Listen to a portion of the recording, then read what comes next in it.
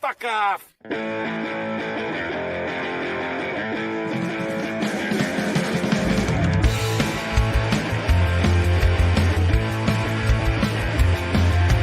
God's on the radio. You got Buddha on the audio. Scott Bale on the telephone. Dan Rather at Presidio and putting all the knowledge in the same game.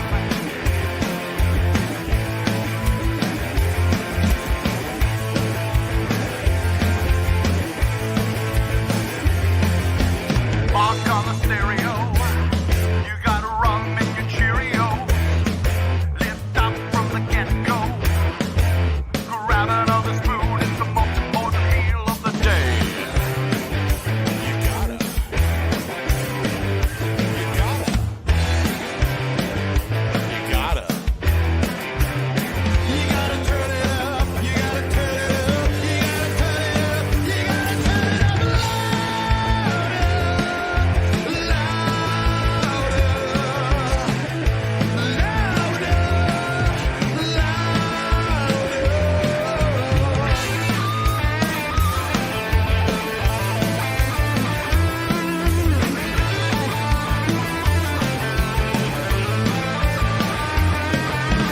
God's on the radio with the world in his video. Phil Collins in the studio. Phil Collins in the studio.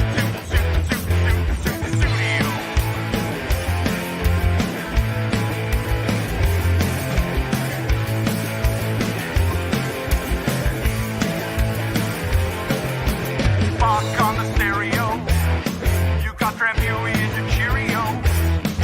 No better way to let it go.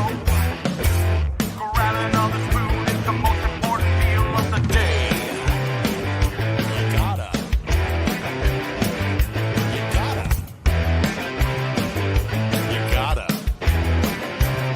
You gotta turn it up. You gotta turn it up. You gotta turn it up. You gotta turn it up louder, louder, louder,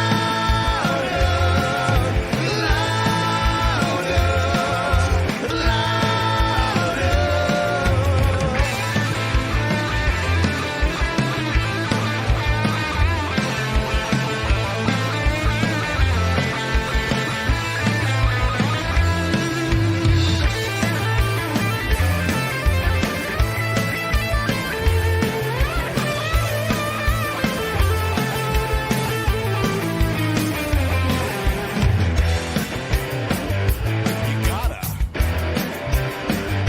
I gotta. We gotta. Don't you know we gotta?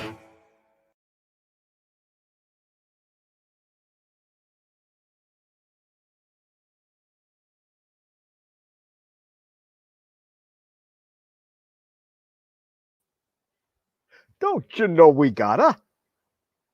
One day, I will get this right. I will get this right. We've only been at this for 16 months, but one day, people, we will get this right. Welcome to the lake. As you can see, we have a functional lake cam today, and it is a beautiful day. A little on the chilly side, though. And I picked this weekend to not pack any sort of warm clothing at all. This guy, smart. Smart, this guy. Hopefully you can hear me okay. Give me a comment, please and thank you, quality control experts out there, and let me know that you can hear me okay. I wanted to show you this. I picked this up Wednesday, I think it was. Went to the local Toys R Us store for the first time in like a year, and I picked up this neat little transformer, and he turns into a fossil. Now, how cool is that? If I flip out his little dino head here, you can get an idea for what that looks like. But this guy's cool, man. This little fossil guy. Look at that skull. That's cool.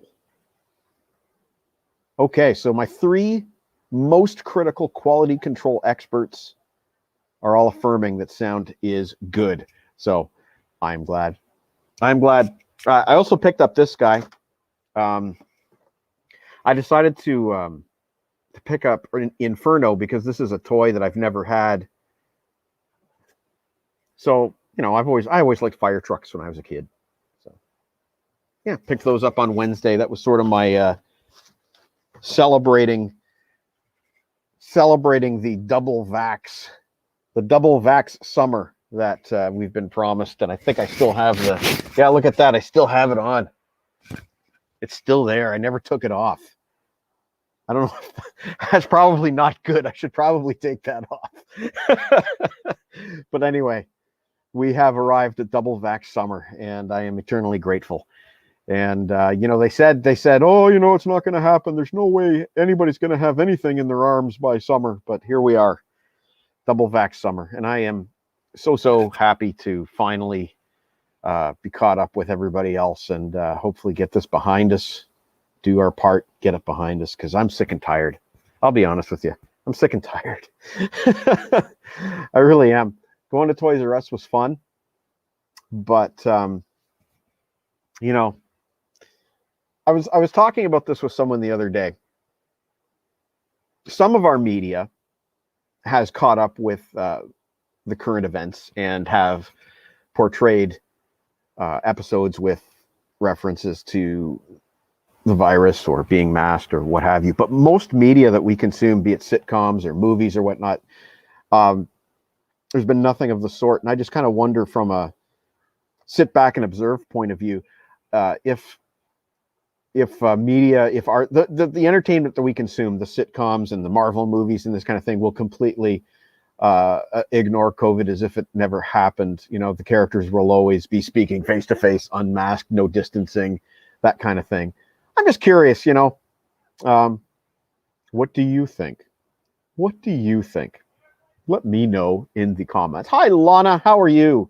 Lana will be joining us in 2 weeks on the Harrison and LeBrain birthday bash episode, which I'm very excited about. Okay, listen, there's one thing I forgot to do before the show, so I'm going to go do it now. I'm going to play a music video, and then I'm going to bring on our first co-host of the evening. But I'm going to play a quick music video. Here you go. Here's some more Maxi Axe for you. I don't advocate.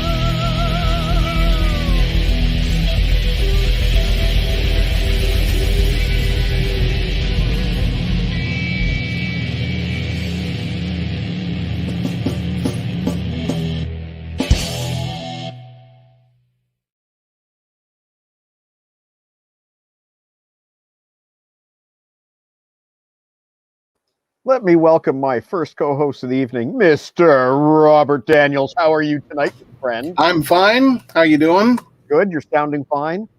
Good. I'm glad I'm sounding fine. Excellent. And Gimli, my friend Gimli. Here he is. Yep. So you heard what I was talking about earlier about the how we Yes. haven't really seen COVID in most of the entertainment that we consume. Music aside, we have Yes. seen it in music. What do you, the people at home, think? Well, I was going to ask you, the person with the cat, if you concur, if you think that will change. You know what? I mean, it's probably going to become a punchline more than I think anything else. Basically, just sitting back and realizing that it was a thing. It happened. And it's going to be like it'll be a punchline for many years, and then people will realize just how serious it is or was. It just occurred to me we won't see it in Marvel, I don't think, because the COVID thing happened during the snap. You're right, and when you're right, you're right. Why don't we ask Kevin and Sarah if they concur with our observations tonight? All right, Kevin and Sarah. Hey, Kevin and Sarah, do you concur with our observations tonight? Well, Sarah's not done. I'm still like, oh my god, last minute. So I think her headspace has been over there. But so you're saying that you're wondering if they're going to have COVID in future shows? Yeah, just kind of wondering if there's going to be like a season of whatever where maybe for the first half of the season they're wearing masks and they're distanced. I'm just kind of curious if you think, or it's going to be skipped. Well, Grey's Anatomy has done that throughout. Right, and that was pointed out by Mr. Frankie Thoms. Oh, don't the soap operas do that too? No? In an awkward way. What? Because I'm a Young and the Restless fan. I've watched it for ages. What they've done is because California had all that social distancing stuff, and they had to be COVID. Yep. She's got those. I have those too. They had to have COVID tests frequently, like weekly. What they'd been doing is on the show, they'd be socially distanced, like in a cafe. They'd be, that kind of thing. And but interestingly enough, there was one part where they were actually at a hospital, a general hospital. Somebody, of course, was bedridden and near death. And I noticed in the background, because they make it look very much like a hospital. They had bulletin boards up, and they actually had COVID-19 mask, whatever, and they had like hand sanitizer in the background. But like nobody is actually coming out and saying, yeah, this is what's going on. And as California is opening up, they film about 6 to 8 weeks in advance. So slowly you can see the progression of how California has opened up. And now you hardly notice it now. Like they'll have love scenes in the whole 9 yards. And people are, they're, double vaxxed in the whole bit. But it was so awkward when it first started because, love scenes were between cast members that live together in real life. Got you. It's just so happened that they're in a relationship in the show. Didn't they have some people like making out with mannequins? That is, I believe that was The Bold and the Beautiful. One of those shows did that, and it. Like I haven't watched The Bold and the Beautiful since the 80s, so I have no idea what's going on there.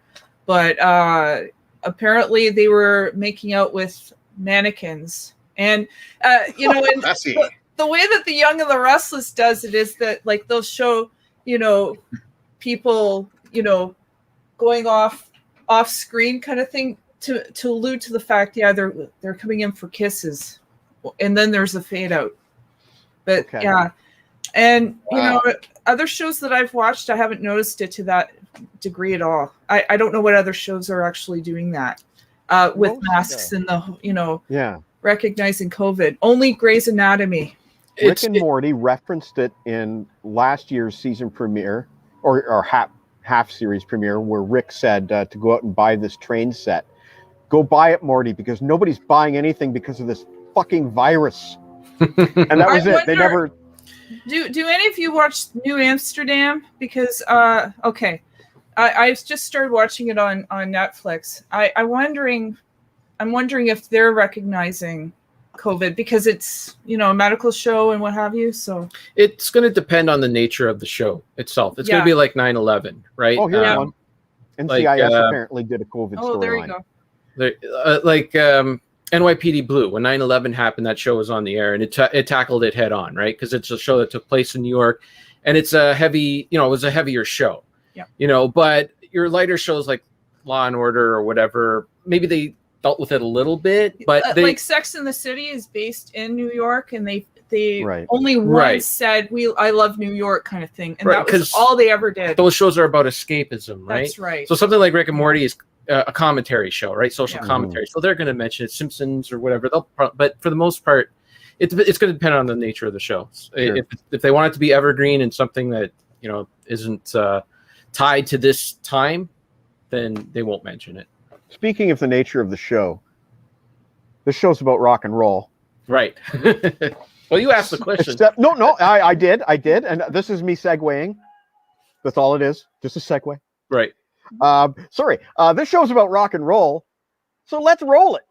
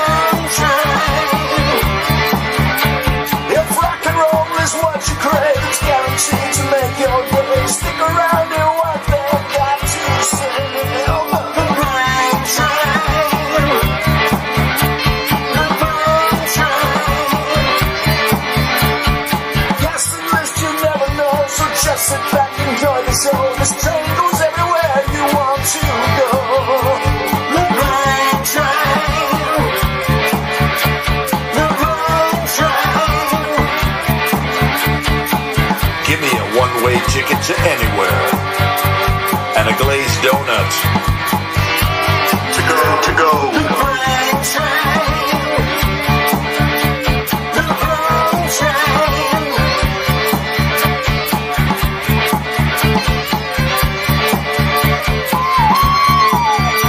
All aboard.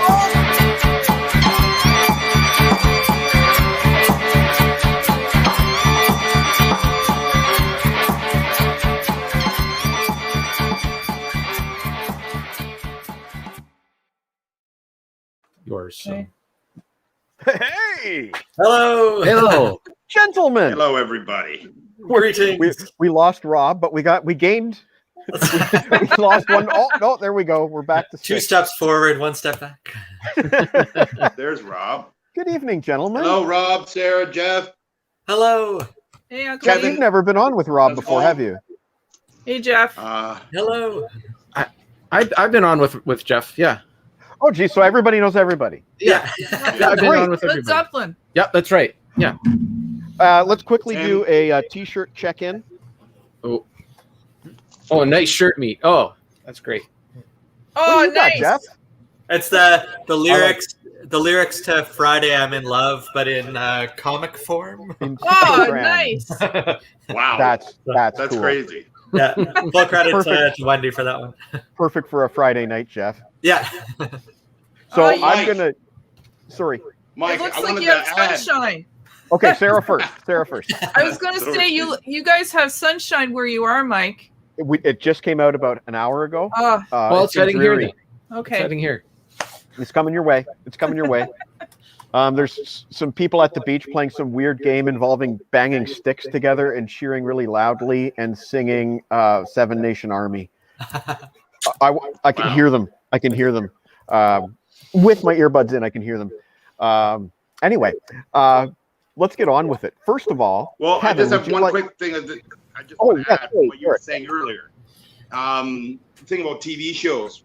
I still say the best television show that's still out there, and it's got a lot of competitors. But Curb Your Enthusiasm is still my favorite show out there. And season 11 is coming. I know they've made most of it, and from what I've read, and I'm really glad about this because it sounds like a perfect thing to do. Supposedly, in the 10 episodes of Curb Your Enthusiasm this season, they're in one show. They are dealing with COVID the whole show, and every other show it's not mentioned. So I think that's a good way to do it, because I think it would be too easy to be telling the same joke over and over again with COVID. It would be too easy. So I think they're just going to pack it all into one show, and then that's it. I think that's smart. I think it's smart. And then move on. Okay, so tonight's theme, I'm going to let Kevin introduce it because he was the originator. Oh, great. And then we'll quickly... Really? You're Yeah. responsible for this? Yeah, that's basically what I was looking for, was an idea where I can include guys like Rob and Jeff who aren't normally, Judas Priest list guys. But Kevin, take it away. Well, it's debut albums, our top debut albums of all time. Yeah. That's it. That's it. And it was difficult, man. It's hard. I got about 16 records here beside me. I wish Nigel Tufnel would have, turned his amps up to 21. Then this would have been a lot easier, but it had to be 11. But I just last minute, I just finally just said, okay, that's it. That's going to be number 11, because it's tough. It was tough. Yes, it was. Call. There's so many great ones out there. So many good ones. God. Yeah. So we have to make time for the honorable mentions. Me I got as well. And Mr. Jeff, this is your first time participating in an actual list show as a My debut. panel member, right? But you will also be contributing graphs. Yes. I'll try. I'll try doing the share screen stunt just to we can get that started. Sure. Chrome tab, debut albums. Mike, do you now have access to the little slideshow there? I do. There we go. Oh, nice. Nice. So of course, this data is totally irrelevant so far, but just I was testing to see if it would work.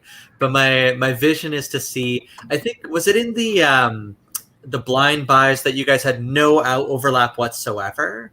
Yeah, I think that's the case. Yeah. Yeah. So I anticipate that won't be the case here, and instead see if we can keep track of how many things show up on 1, 2, 3, 4, 5 for the elusive all 6 lists. Right. And then for the ones that I'll switch to present mode here. For the ones that end up being repeated, only start. So I won't keep track of it for every single one that gets mentioned once, but as soon as they start getting repeated, assign those weighted scores. So if it was somebody's 11th place vote, it gets 1 point. If it was somebody's first place vote, it gets 11 points. Right. And to see if there is an overall weighted score, best debut at the end of the night. And we did that for one of the last time you were on. You did the scores weighted. Was that Judas Priest? Judas Priest. Yeah, right. Okay, so this is going to be awesome. I'm in charge. I'm on the steering wheel tonight, so I'm multitasking because I'm also going to be doing graphic displays for all of Eric's picks. As for my own picks, I'm not going to be putting any graphics up on the screen because I was trying to watch Black Widow earlier today, and I didn't finish Black Widow yet, but I was lazy. Okay, I was lazy. I admit it. Okay, you guys all know the rules. You guys all know what's going on. You guys ready to start? Any last words? Heaven help us. Yeah, I know. Heaven help us. Let's rock.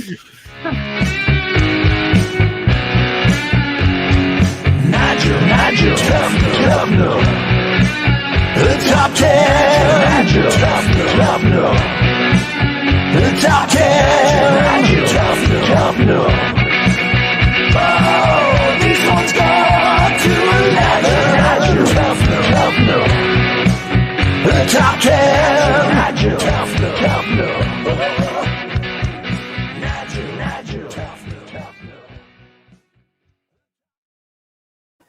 I love that theme. Well, I guess as tradition goes, I should start, right? Yes, please. Okay. So my number 11 is one that. Okay, so first of all, just quick preamble. I wanted to keep my list as unique as I could. I didn't want to pick obvious albums, but then when I got towards the top of my list, I realized that yes, this album is significantly better than this number 10 or whatever.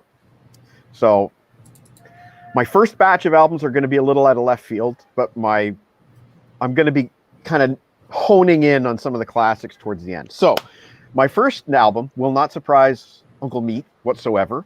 It is an album that I have campaigned for in the past, and our good friend Scotty Jeffros has my back on. It's an album called Breakin' Loose by a local Kitchener quintet called Helix. And it is not a heavy metal album. It rocks. I mean, it's a hard rock album, but it's got a little bit, it's out of left field in spots. It's got some progressive stuff. And has an absolutely kick-ass boogie called Billy Oxygen that made the Sausage Fest Countdown a number of years ago, somewhere in the top 10. Am I right? Up there. I believe Scotty Jeffros and I put that as our number one, and Eric and Tom had our backs on it. So that's how that happened. But my number 11, Hometown Boys, Helix, Breakin' Loose. Over to you, Monsieur Daniels. I went more for a. There probably will be no surprises on here. Nothing that's too out of the ordinary. I had to make sure that I heard the album first. That's a good one. Because I mean, the thing is that I'd owned the album first, and at least heard 2 songs off of it that I liked. So I was kind of like, there was some. I mean, yeah, I could have gone with Pearl Jam's 10 or something like that, but I wasn't familiar with the album. I only know the 1 song off of it, so it was that kind of thing. Interesting. So I started off with probably something that's fairly standard. 1963, The Beatles, Please Please Me. I considered it, buddy. I considered it. Yeah. I love that cover as well, the album cover. Yeah, yep. That's great. So there we go. Cool. It's always weird with the Beatles because What's it's that? hard. I'm sorry? I think a lot of people would debate what the Beatles' first album is. I think there's like one was released only in Britain and one US was released versus in the UK. States. Yeah. There's like a Twist and Shout was early. Yes, and it's on that the album. Beatles, and you're like, what's their first album? But I think that might actually be it.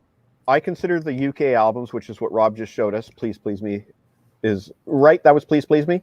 Yes. Right. That is their first UK album, and I believe the US albums are remixed, not with the Beatles' involvement. So the UK versions have the Beatles approved mixes.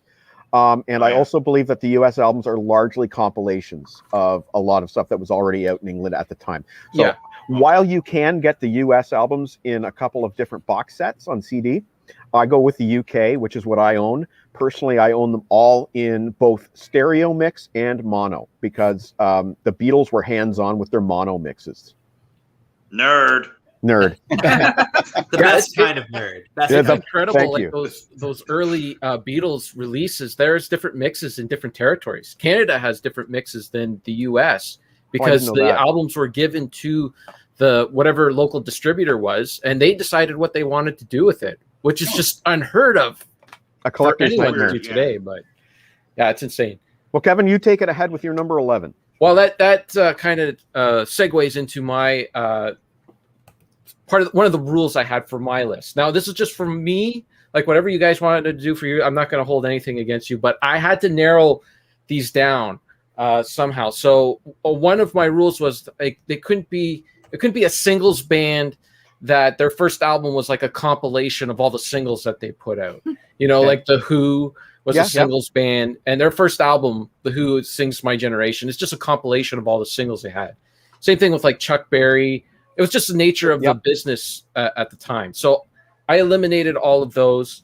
No super groups, you know, nothing where they came from other bands. So there's no extreme. I could have really made Uncle Meat crazy and went with like Traveling Wilburys and stuff like that, but I did not want to do that. So there's no super it's groups right.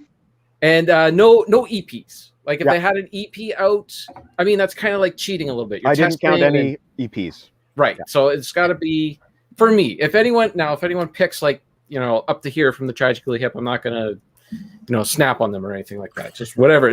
I had to narrow this list down somehow. What you're saying, Kevin, is this is a no disqualifications event. No, absolutely not. It's just how I narrowed things down. Yeah. So I have my rules, Kevin. Great rules. I had my top 10 easily. And then I literally had 30 records for number 11. I could not figure one. So I just said, screw it. I'm going to go with the very first debut album I ever bought. I didn't buy it, actually. I begged my mom to buy it because I saw her videos on Video Hits Top 10 when I was a kid. And I loved her videos. And I said, Mom, please buy me Cyndi Lauper's She's So Unusual. And this is the actual record that I had when I was a kid. And my mom made sure that like when I'd ask her to play it, like she would play it for me so I wouldn't ruin the record.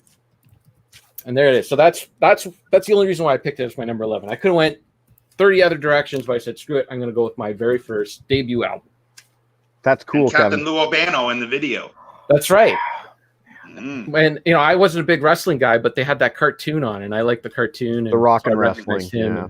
Yeah. We had the single, Captain Lou Albano's single. Do you remember that song? Captain Lou Albano. Yes. Totally. Yeah, that's crazy. Over to you, Sarah. Well, I had a similar rule in terms of ensuring that a band's first release wasn't an EP.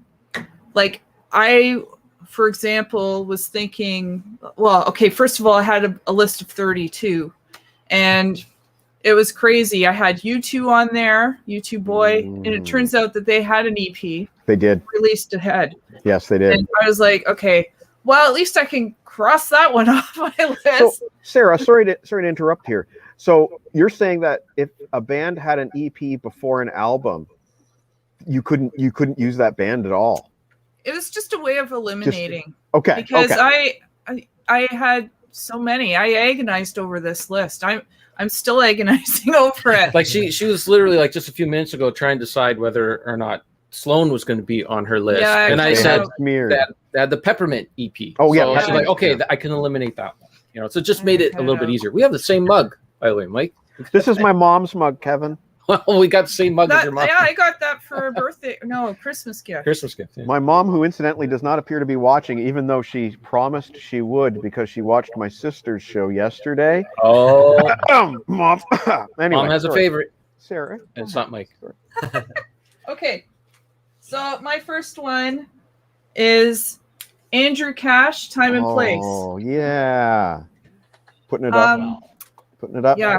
There we go. I just love it. And I know I've gushed about this album before in the past. I will continue to because I think he's great. I love Time and Place and Smile Me Down. They're just so inspiring songs, and just up and down the line, I really enjoy it. So that's the one. Cool. Oh, there she goes. She is watching. Hey, Mom, those people are still down at the beach, and I can hear them even with my earbuds in. Oh, man. Anyway, nice pick, Sarah. Really good Thank one you. there. Mr. Litwiller, let me get your screen queued up. Okay, there we go. Is that Commence. all cool? Proceed. Okay. Well, the way it turned out, mine is very similar to the kind of thing that LeBrain did. It seems pretty much my first 7 are things that were important to me as debut albums, and then the top 4 were classic ones I just couldn't deny. Basically, is the way it went.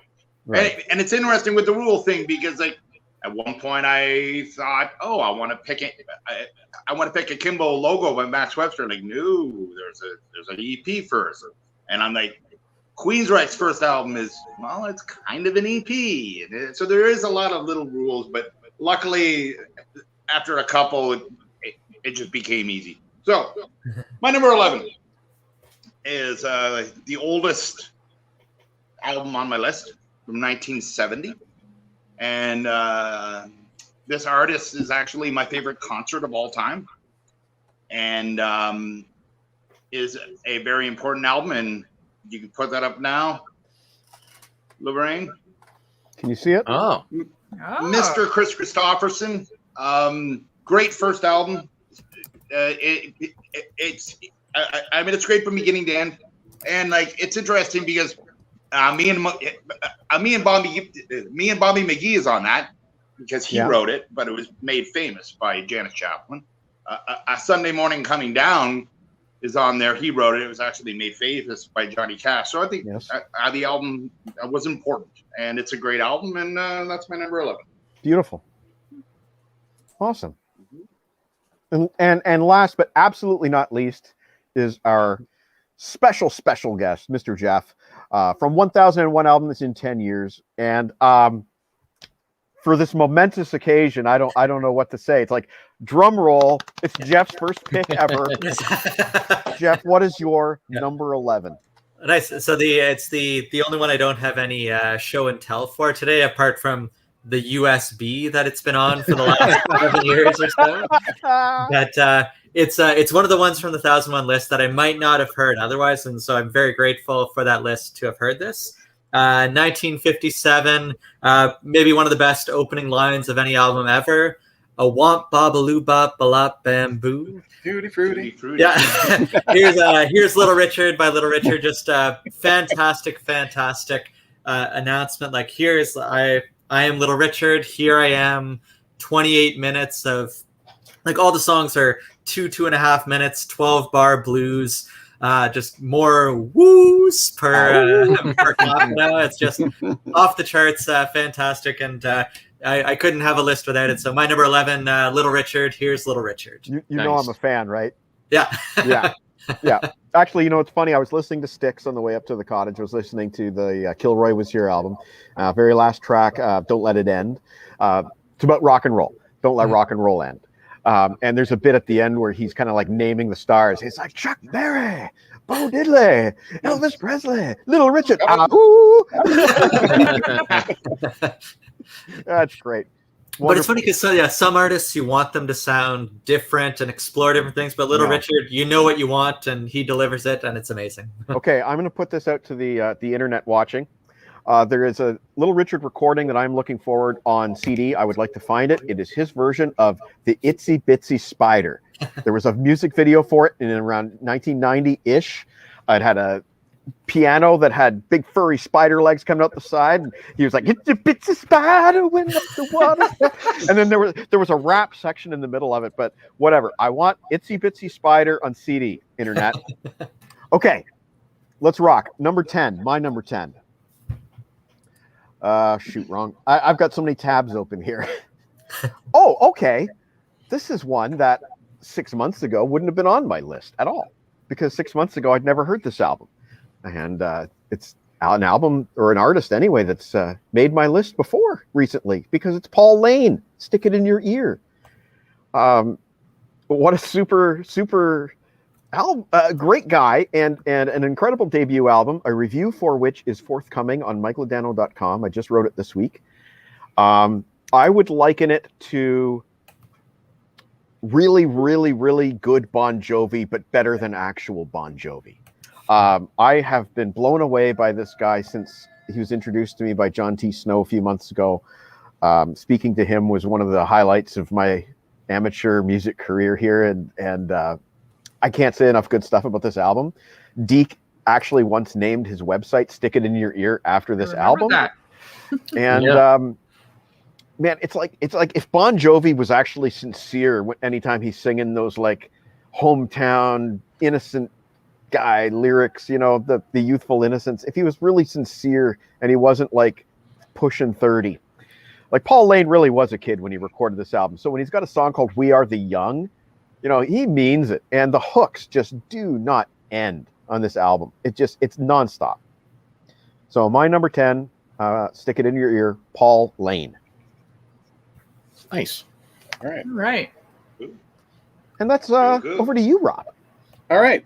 Well, my number 11 was an album that defined the end of my kind of the end of my I don't know that one.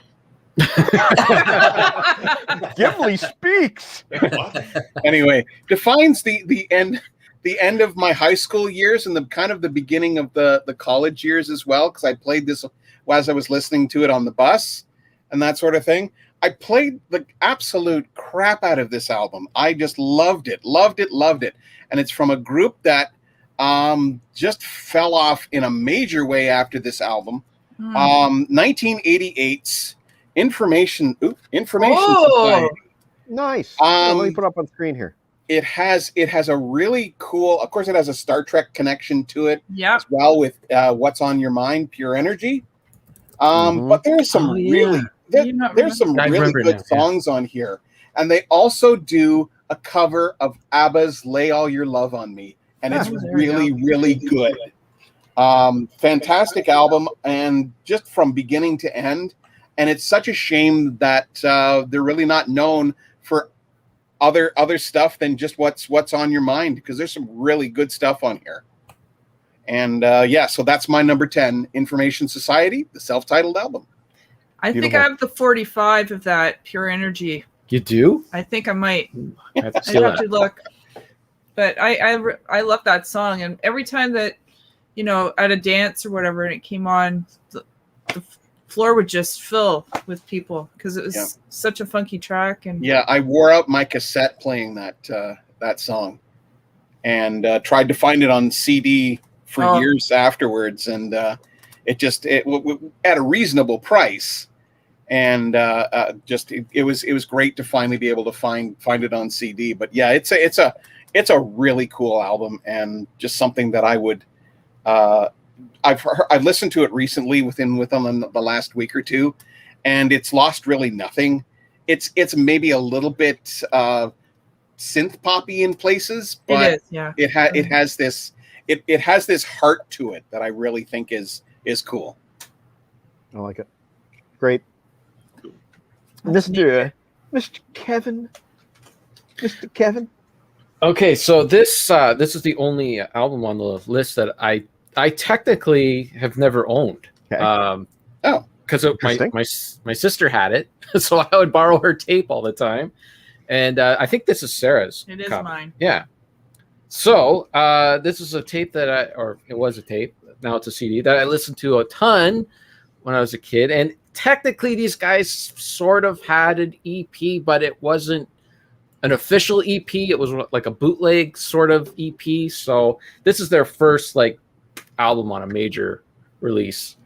The Bare Naked Ladies, Gordon. That's right. Excellent choice. This is still my bad cover, man. I love that cover. Here's an I alternate don't care. cover, the U.S. cover, Sarah. I support it. Sarah, did you know there's a different cover, a U.S. cover? Okay. Yeah, it's got the ball. Just right. That's no good. Remember those balls too when you were in? I do. What was that, Kevin? You like balls? Yeah. Who doesn't? Kevin, can you hold the front cover up one more time? Okay, so just look at this. Look at that. It looks like a children's group.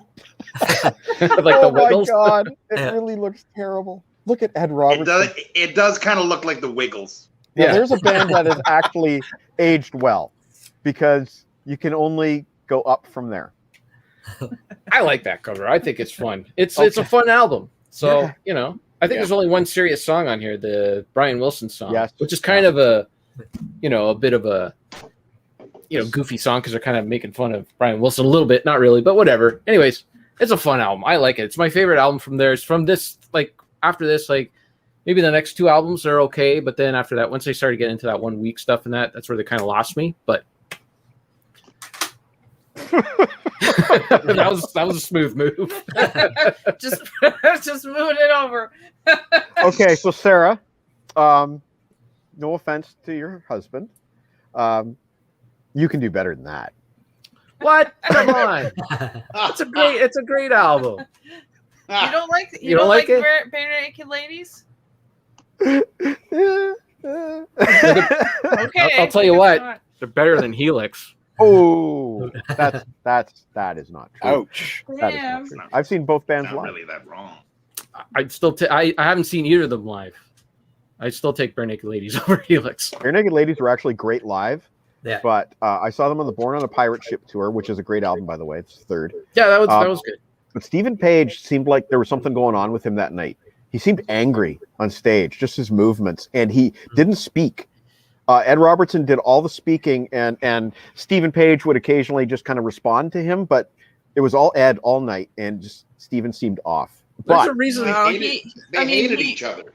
yes, Well, they he had had issues. undiagnosed bipolar disorder, Yes. so he might have been cycling. I when- sensed that, but having said all this, it was intense.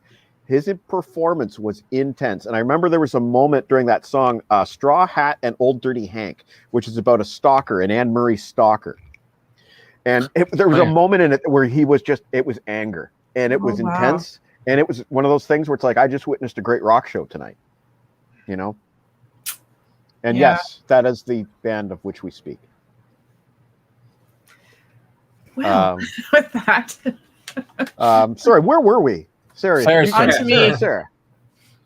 So mine is Dave Matthews Band, Under the Table and Dreaming. Yes, good album. I've heard it. My sister got this Dave Matthews album through Columbia House, where you get 10 CDs for $1 or whatever. Yep. I think this might be hers. Because we lived together, like we went to Western University together and lived together for a couple of years, and she was involved in all that Columbia House stuff, and I don't know, I just I really like it, and every song on it is just so, it's got swing and fun, and what would you say, that song is just like, how can you not tap your toe when you hear that song? And I think it's a great one, a great debut. Cool. I like it. Oh,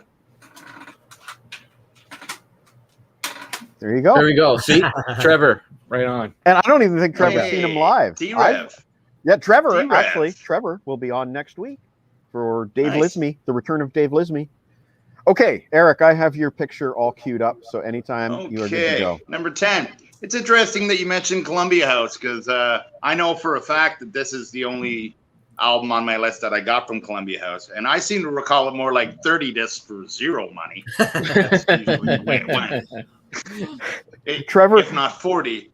Trevor and I signed up for Columbia House in like 1997, even though we were both working at the record store. We did like a joint sign up. It's weird. I've never understood exactly how that went down and how they were making money off it. But anyway, I digress. My number 10 is from 1992, and I did get it off Columbia House. And I remember specifically, I had heard something about this album, and I just tried it. I said, I've been hearing a lot of good things about this album. And the first time I heard it, I'm like, what is this? And it just didn't really resonate. I kind of put it away, and then it became one of my favorite albums. You can put it up, Mike. Oh, nice. Yeah. Yes.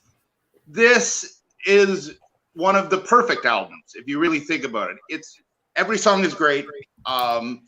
It's weird, like, the song that everyone knows, Killing in the Name of, is probably my least favorite song on the album. And I like that song a lot. So, but the album is just great, and I think it was a very important album.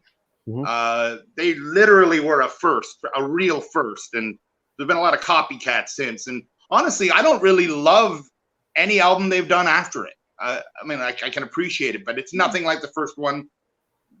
The album's a must, and that's my number 10. Yeah. Love it. Almost made my list. Almost. Yeah. Nice.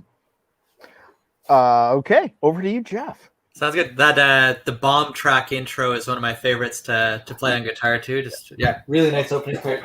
I think I have all of you to thank for the next one. Somewhat indirectly, one way or another. I can picture Meat and Rob, you guys talking about. I think was it on the Desert Island show? I can't remember, but one of you mentioned this, and I chimed in the comments about it. And then Mike, when you posted that this show is going to be happening earlier this week, somebody chimed in with this artist. And then Kevin and Sarah, you mentioned you went to Zap Records and and so when I got my hair cut this afternoon, and yes, when looking I went, good, buddy. Oh, thank you. So it was time. It was time. But when I went, I was downtown. So you know what? If you're downtown, go to Zap Records. And so I want you to see the newest member of the family, Mr. John Prine. Oh, nice. Oh, Yes. And so it was I think Mike, you mentioned with the Paul Lane record how you haven't known it that long, but it's still meant a whole ton to you just in that short time. And this one as well, I think I heard for the first time a year and a half or so ago, and it turned out it was maybe a month or two before he passed away. And it stuck with me. The lyrics are just so vivid, and it's one of those debuts that really doesn't feel like a debut because I guess he might have been in his early 20s at the time, but it just sounds so much poise. He sounds like just an absolute veteran of songwriting. And love the Sam Stone and your flag decal won't get you into heaven anymore. Just a lot of those lyrics are just off the charts. So John Prine, number 10. It's full of great songs. It's a perfect pick. Yeah. Perfect pick. Amazing. Rob Daniels trying to sneak a bite of his sandwich there, Mike. You're Oh, well, that's fine. Well, that's fine. We on Rob's show, we always talk about like food sponsors and whatnot, and that's a part of his shtick, and that's all good. I had a bison skewer tonight. Oh, did you? I did. Okay, so get my tab open here. So my number 9, continuing with this theme of albums we heard recently because of each other, is Coney Hatch's debut, Coney Hatch. Oh, nice. Yeah. Which I would not have heard if not for this year, Deke hooking up that interview with Andy Curran and me going out and buying all the Coney Hatch, and what a great album. I thought it was Hey Operator and Monkey Bars, but there's a lot more going on. I've found a band that I really, really love. So thank you, Deke, for getting me into Coney Hatch. I saw that Ultimate Classic Rock on Twitter tweeted out their El Macabo album, which is pretty cool because they have I think 200,000 followers or something like that. So that's for an album that they had 300 copies of. Yes, so that's some good coverage for that album. So no I hope it does well for them. Yeah. Rob.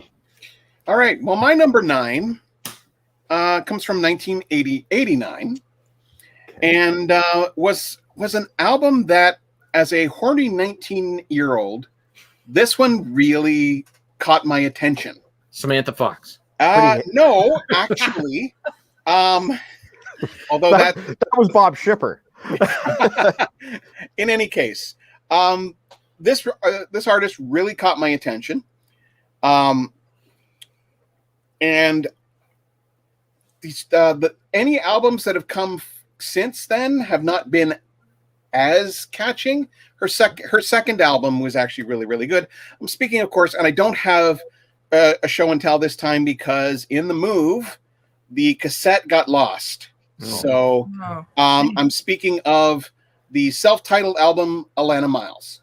Oh, yes. Oh, okay. Which has some really great tunes on it, including like Lover of Mine, Love Is, Black Velvet, fantastic stuff. And just became, and like I said, I had a bit of a crush on her for a while. So there you go. Good pick. I remember going out shopping for car stereos with Bob Shipper, and that was the test cassette at whatever car stereo. You remember him? He's so damn cheap. Oh, I heard that this place has car stereos for cheap, and we're wandering around this freaking. Anyway. Anyway, the great pick, there's Rob. A rumor out there. There's a rumor out there that Robert Plant heard her first album. Not a rumor. And contacted her, and they began dating because of their first album. Oh wow! Yeah, I don't think that's a rumor. I think that's a. Yeah. I think that's a. As Billy Sheehan would say, that's common knowledge. Anyway, over to you, Mr. Kevin. Okay, this Did you notice how I said that like I'm trying to be a Bond supervillain? Mr. Kevin. Okay. I do like my thrash metal, and this might not be the first thrash metal album ever made, but it certainly gave the genre a kick in the pants, and got a lot of people, a lot of bands playing it and getting record contracts and that. So I had to go with Kill 'Em All. Nice. Had to. These guys. It's still like, I don't know. It's up there. What version is that? Is it like the half-speed master or something like that? No, I think it's just remastered. Okay. Remastered for the first time. There you go. When it wasn't. I mean, I remember it was remastered on CD, but I didn't care. It was $20 and I just wanted it on vinyl. But yeah, this is a great album. This is like their most rock and roll album. Like they still have like a bit of a rock swing to their sound. And they're also full of piss and vinegar on this album. It's actually, I would say punky. Yeah, punk, sure. Yeah. I mean, they just had a little bit of a different swing. Like they got a little more structured, I think, like in the later records, like a little more of that metal kind of thing. But they had a better swing on this one. Not that it's my favorite record from them, but it's certainly up there. So that's my number 9. Also, if you hold up the back cover of that album, they're also full of acne. Yes. It's a really weird picture. They were just kids. It's always that's how young they are. Like it's crazy. Like Lars is like 18, 19. Yeah, it's crazy. Crazy. All right, Sarah, what do you got? All right. This is pretty ubiquitous. I'm sure that you can already tell what it is. We could see it. You can? Yeah, you got it in your hand right there. I can see it. This album probably was in everybody's collection, but I don't care. Pearl Jam 10. There we go. Nice. Oh, I agonized over this one. Wait, look at to include it or not to include it? Well, because I had so many good ones that I felt were good. But like this one, Even Flow, Alive, Jeremy. I mean, holy jumping. Old stuff, yeah. I was hoping that would. When Rob mentioned it earlier, I was like, "Oh, dang, Rob's not picking 10," but somebody did. Yeah. I'm not sure what this is. Lars Tennis Ball Ulrich. I don't know what that means. Tennis ball. Maybe he looks like a tennis ball, which is very possible. Lana commented that compared to Kill 'Em All, he looks quite different today. He's bald now, but I can't comment on anyone's hair. No, I don't have that privilege. No. I think Lars was actually on the verge of being a pro tennis player, wasn't he? Actually, you're right. Oh, that's right. Yeah. Oh, okay. That's his father was. Yeah, was an actual pro tennis player. Right. His awesome dad. His totally awesome dad. Actually, you know what? Eric, you go ahead. I'm going to look for a picture of Lars Ulrich's dad. Yeah. While you talk. There's pictures of him like in his tennis shorts, looking like a Rip Van Winkle in tennis shorts. Yes, but I'll show you the picture that I prefer. So you can start talking. You go ahead. I'll start talking, and I'll wait before I get you to put it up on the thing. My number 9, released in 1992. And in ways that it became one of the most important albums ever for me. I didn't get into this album when it was released. I actually got into this artist's second album, and got into this artist's second and third album so much that I saw them 7 times in a year and a half live. That's Lars's dad. I was that's Lars's dad. Yeah. Oh, that's not I thought it was who Meat was talking about. I thought Meat was into Gandalf. No, that's not him. This is yeah. Okay. Anyway. Now, so I saw this artist 7 times in a year and a half, including 3 shows in 2 days at Massey Hall. You can put it up now. Hang on. Huge important album for me, and will always be. Keep stalling. No, I'm just gonna sit and wait. Another thing, Eric, maybe next time, can you send me some larger files because I have to keep blowing all these pictures up. I don't know. I just You send me said these the little final. thumbnails. Okay, here we go. Well, Here's a that's why blown you up. open them bigger. That's why you open I up. just did. Yeah. I just Oh. opened it bigger. You Yeah, open them up bigger. just God open damn it it. bigger. So yes, Tori Amos, huge fan. I was. I was very into her first 4 or 5 albums, and then literally I haven't really paid attention, and I find it hard to listen to her now. But I still love the first couple albums. Little Earthquakes, definitely a big one for me. Beautiful. I knew Tori would be on your list. That's just knowing who you Had are. to be. Yeah. Had to be. All right, Jeff. Nice. Take her away. Sounds good. So far, our pie chart is a giant circle of everyone with one Nothing one to vote show. so far. That's good. Well, the list, the show is young, so that's good. Yeah. Nothing to show here, folks. Nothing to see. So the my number 9. I should say I was wondering what criteria to use for my list, and I thought, do you go for the transformative ones? Do you go for the sort of career peaks, or the heavily influential in some way, or consistency? And the only criterion I went with was, what's the most likely ones that I'm going to listen to? Like, if I had a debut album to listen to, these are the 11 I'm most likely to put in. Right. And this one, I'm not alone, because 20 odd million bought this CD in the 90s. Perhaps one of the worst band names of all time, but Yes. Hootie and the Blowfish, Hootie. Rear View.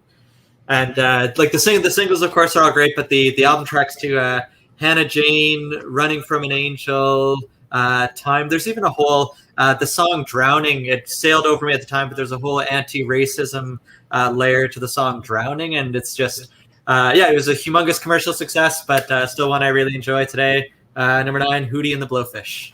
I used to play that regularly my first summer at the record store. Yeah. And that was 94.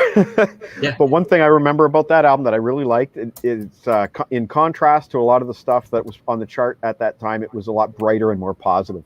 For sure. So that's what I liked about it. Yeah. Okay, so I go next with my number 8. And I know Meat Man's going to grumble, but this is one of my favorite albums. And for a band that Meat might argue is not a very significant band, I'm not sure what is going to say. I think that maybe they debuted with maybe their best album, and got a really famous front cover. I might have made my cover art list at one point, but it's got a picture of a dude, leather belt, hands kind of like gripping the belt. It's an album called Too Fast. Motley Pooh? Too fast. Too fast. Too fast for love. Yeah, man. It's so raw. That album is so raw. I mean, like, it was like a demo that they put out on vinyl. And actually, it's a good album. Yeah, every song kicks. They had sort of like what Kevin was saying earlier with the early Metallica. Early Motley had sort of like a punky, raw, do-it-yourself attitude as well. I will put that album above Shout at the Devil. And the only album of Motley's that I would say I think is tied for the number 1 spot is the John Corabi Motley. So, Too Fast for Love, my number 8 on the countdown. Not surprised. And that brings us to Rob. Okay. This group kind of hit me out of nowhere. But they did it with a song that at the time I was working at a television station. And so I was going to take the song and turn it into a college project and end up and it was going to be my final project for the year. It turned out to be something else. I ended up doing something else. But this song and this album have stuck with me, and that's 1991's Crash Test Dummies. The Ghosts That Haunt Me. Yeah. It has some really good stuff on it. The Voyage and At My Funeral, of course, are cuts that I don't think anybody talks about. But there's also like Androgynous and of course Superman's Song. Mm-hmm. For me, it's a really awesome debut album with a solid song. And whenever I do a show on Superman's death, Yeah. this album gets played. Dr. Catherine would have your back on the first two Crash Test Dummies. The third and the fourth, by my recollection, are god awful. Yeah. Especially the fourth. I've heard that. I've heard That's that. the worm one, Who right? put One the of dog in the dog? That's the one. That's the one. Hell. I think did James from Keeps Me Alive manage their website or something at some point? I thought I remembered a post where he was talking about chatting with is it Ellen is the female vocalist? Yes, Ellen something, yes. I want to say he might have had a role in either creating or maintaining their website at some point. Oh. And Okay. if he didn't, I'm sure he'd be capable of doing it, but I have a memory of chatting with him about this. Okay. Make a mental note. We may need to fact check. But Yeah, we will that does ask, sound familiar. Yeah. That does sound familiar. yeah, you could be right. Yeah. I'm certain he's seen them a number of times. So. Yeah. Kevin. Okay. Also, sorry, a lot of good CanCon tonight, guys. We might have more. Okay, so this is probably the most obscure album on my list, but this is an album that I actually bought on eBay back in the day because I couldn't find it anywhere. Okay. And this is Hound Dog Taylor and the House Rockers Ooh, debut album.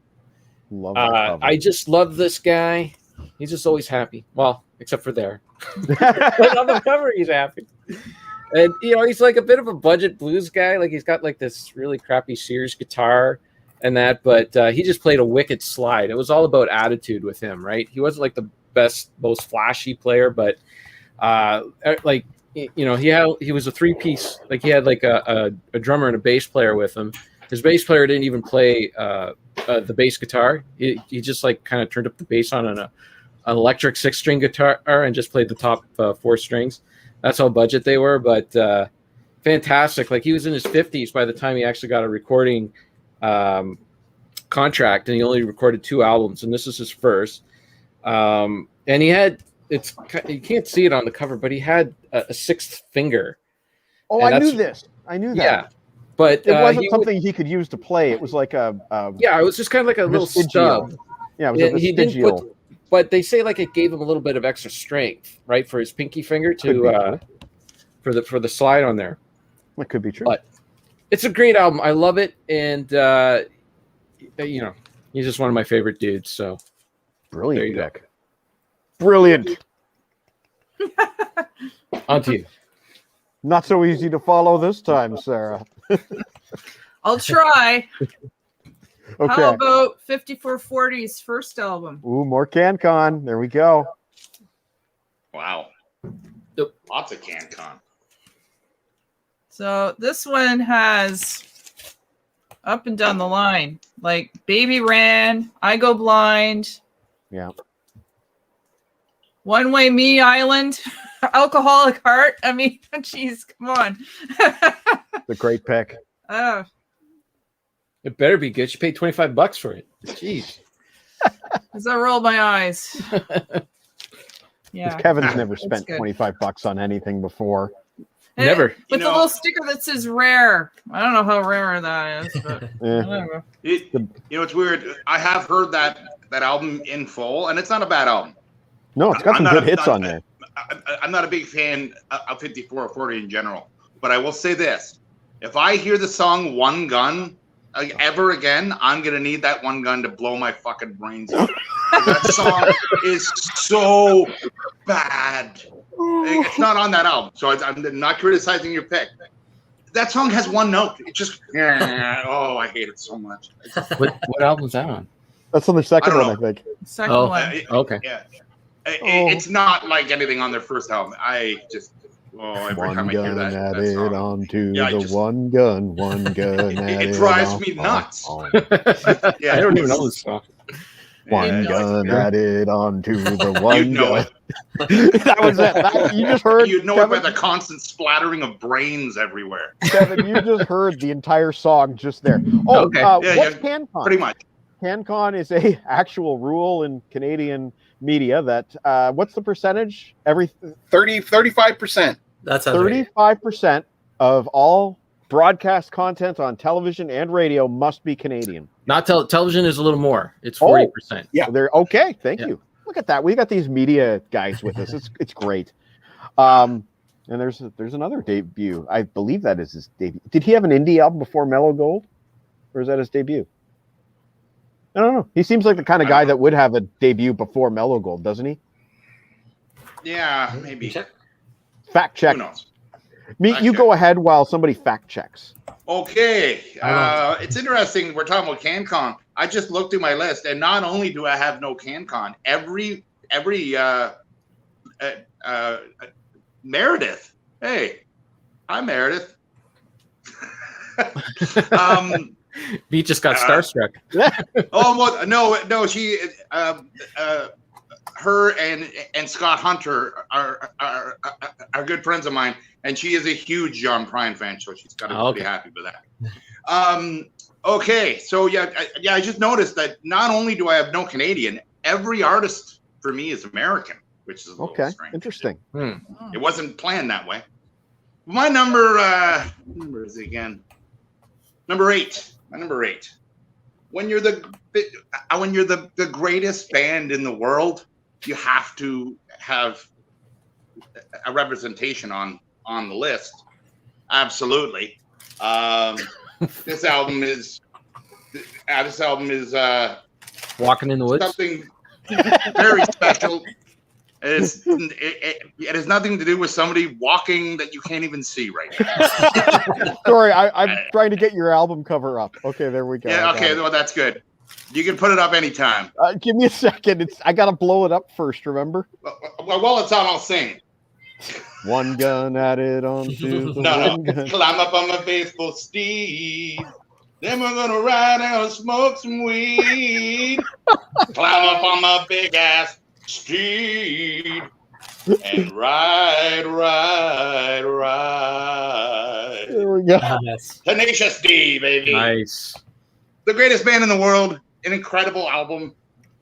It always will be my favorite album of theirs. Yeah. Love it. And it had to be on my list. So there it is. I honestly Number do 8. prefer their second album, Eric, even though you could, it's more of a soundtrack, but there you go. That is where it all began.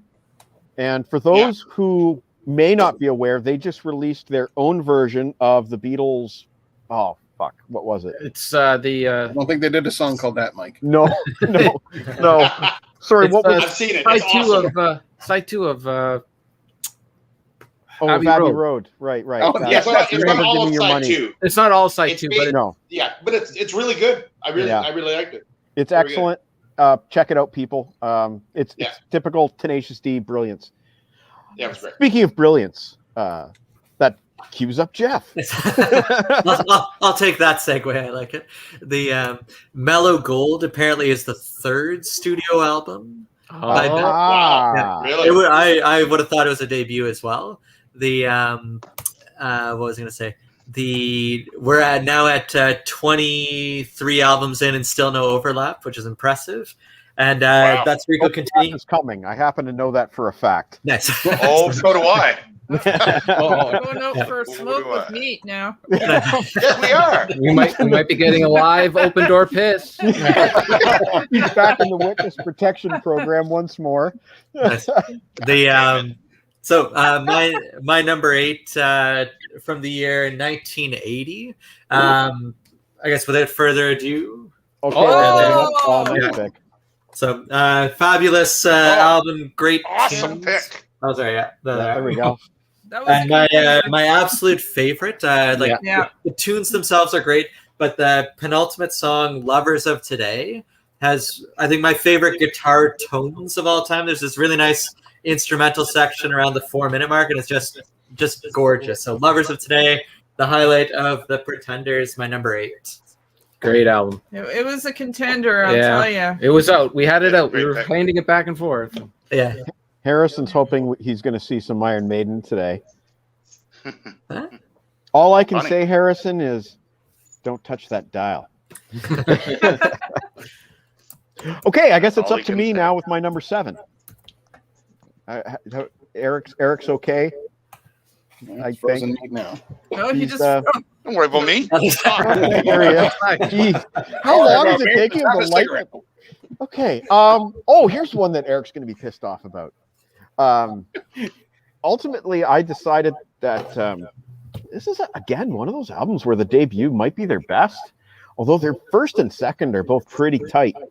And that would be a little band out of, I believe, Long Island. I believe.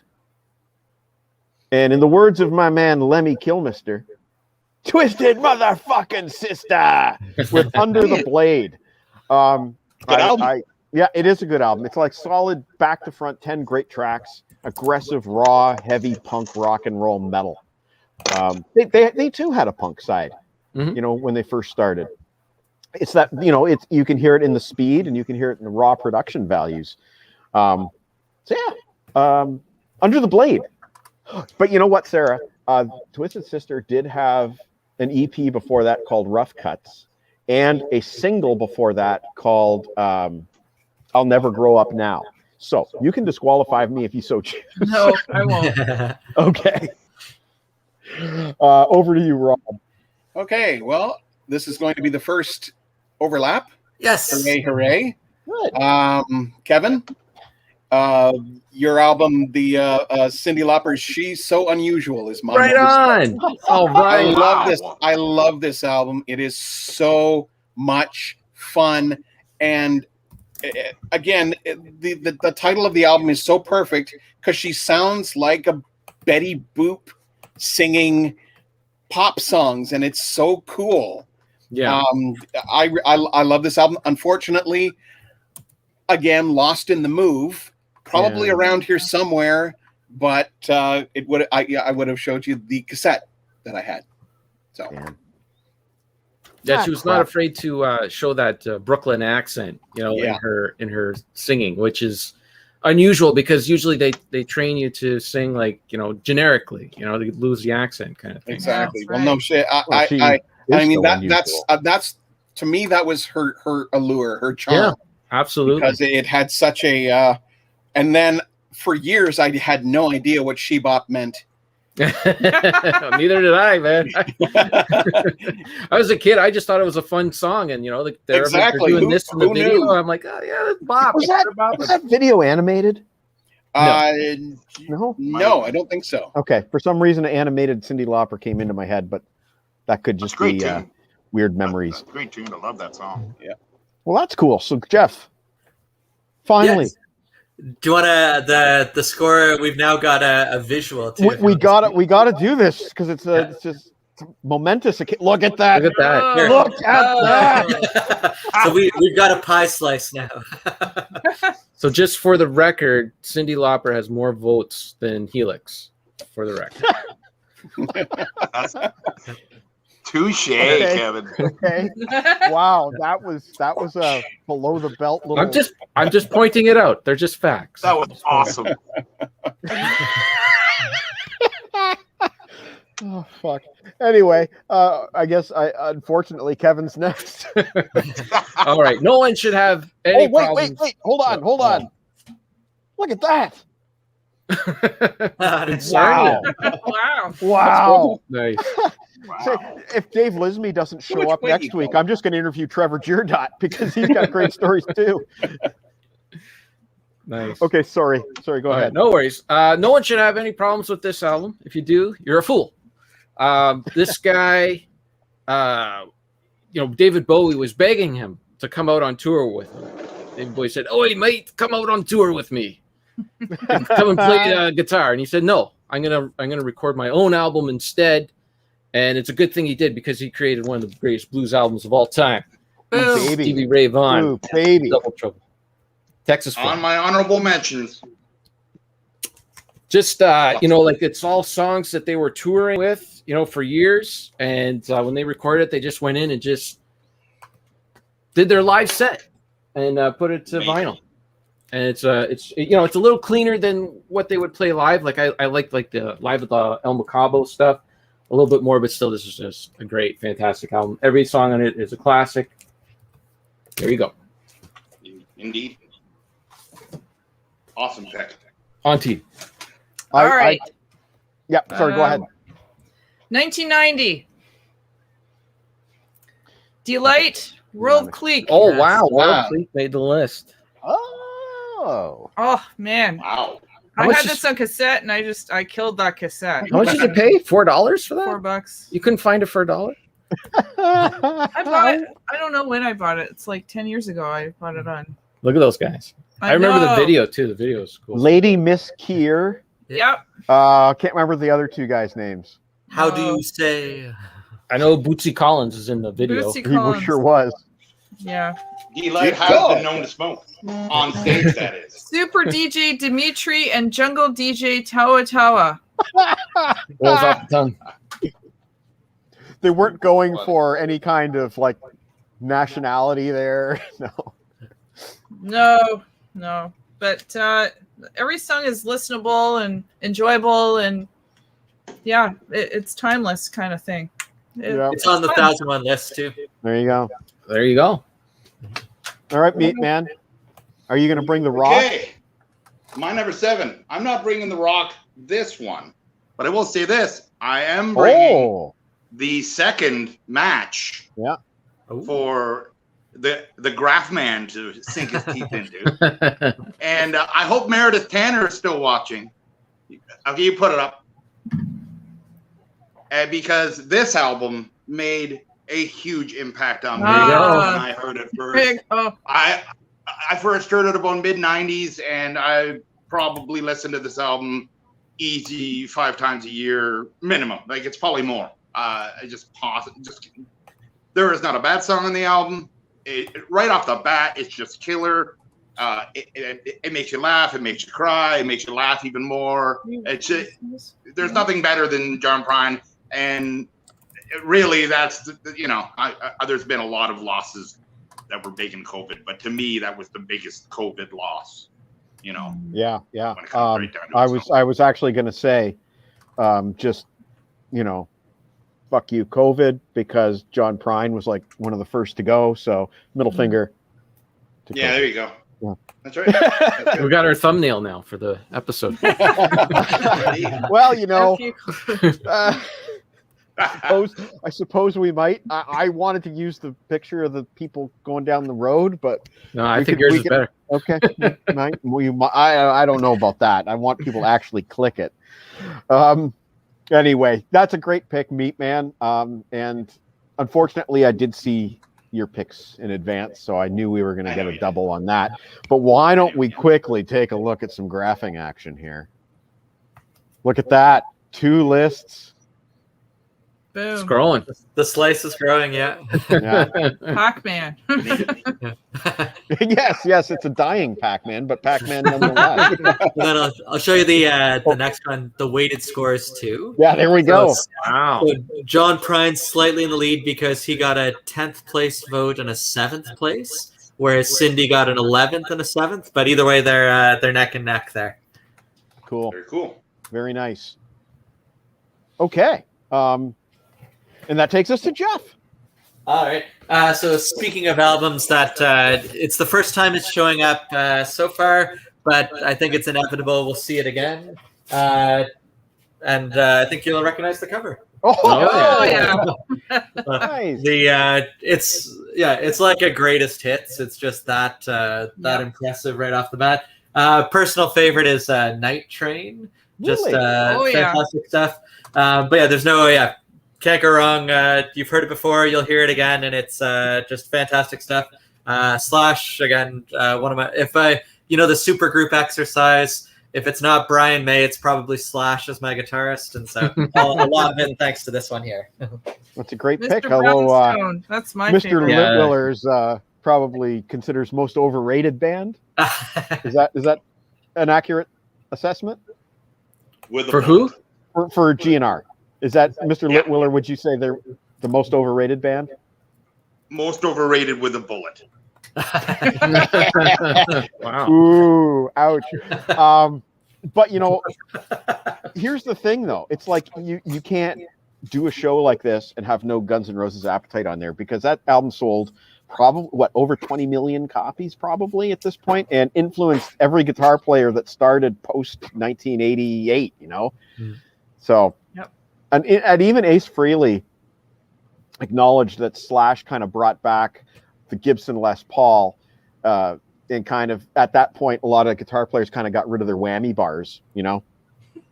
Anyway, great pick, Jeff. I don't care what these naysayers say. Yeah, I like that. That's right. I knew it was coming, man. It's way It was inevitable. Oh yeah. My number 6 probably violates a couple of rules. After the round 6, let's do a break.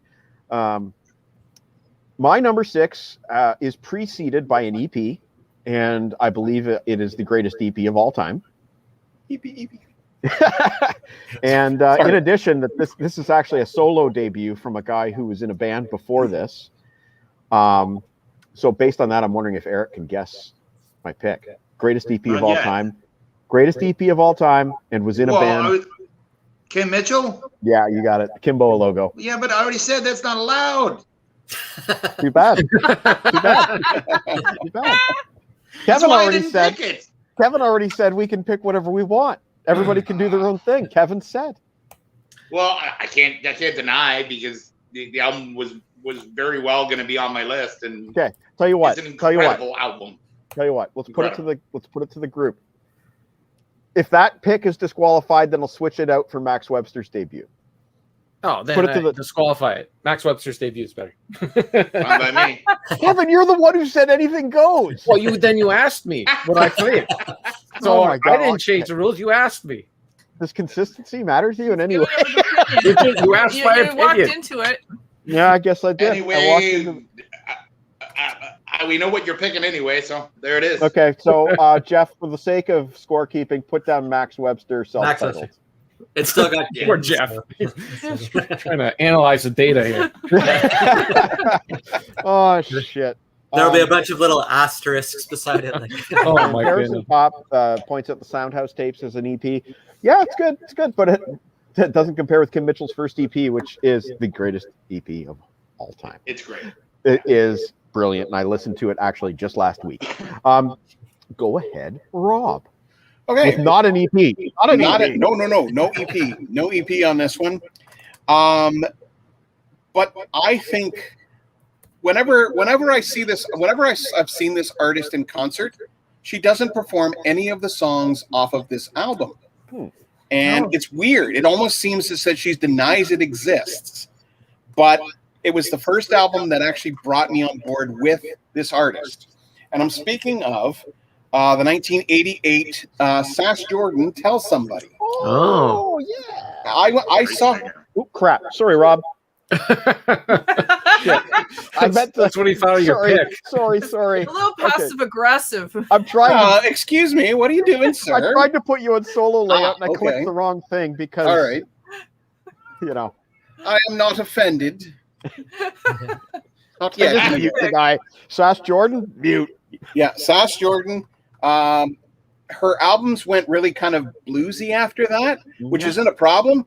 I kind of like this pop album as well, though. It just, every song on it pretty much grabs me. And I really thought it was a great album. But I've never seen her perform any of the songs in any of the concerts of hers that I've gone to. Oh, wow. That's interesting. Which is strange. I went to see her and Gowan at Lulu's. And I was expecting, at least maybe one song off the album. Nothing. It was all, I Will Make You a Believer and all of the other stuff that she did, which again is good. But I mean, this is what got me into her, and it's an awesome album. And I don't know, it's weird. Anyway, number 6. It's good. I almost wish that. Well, maybe we can still do this, but I'd kind of like to know a grand tally for all the Canadian artists at the end of the day. There's been a lot. Yeah. Yeah, there's been a lot. Can you tell that everybody on this show is from Canada this week? Right. Although last week it was the first time there was an American majority. With Mr. John T. Snow and Mr. Ryan Williams. Okay, Kevin, your number 6. Well, get ready for another some more CanCon.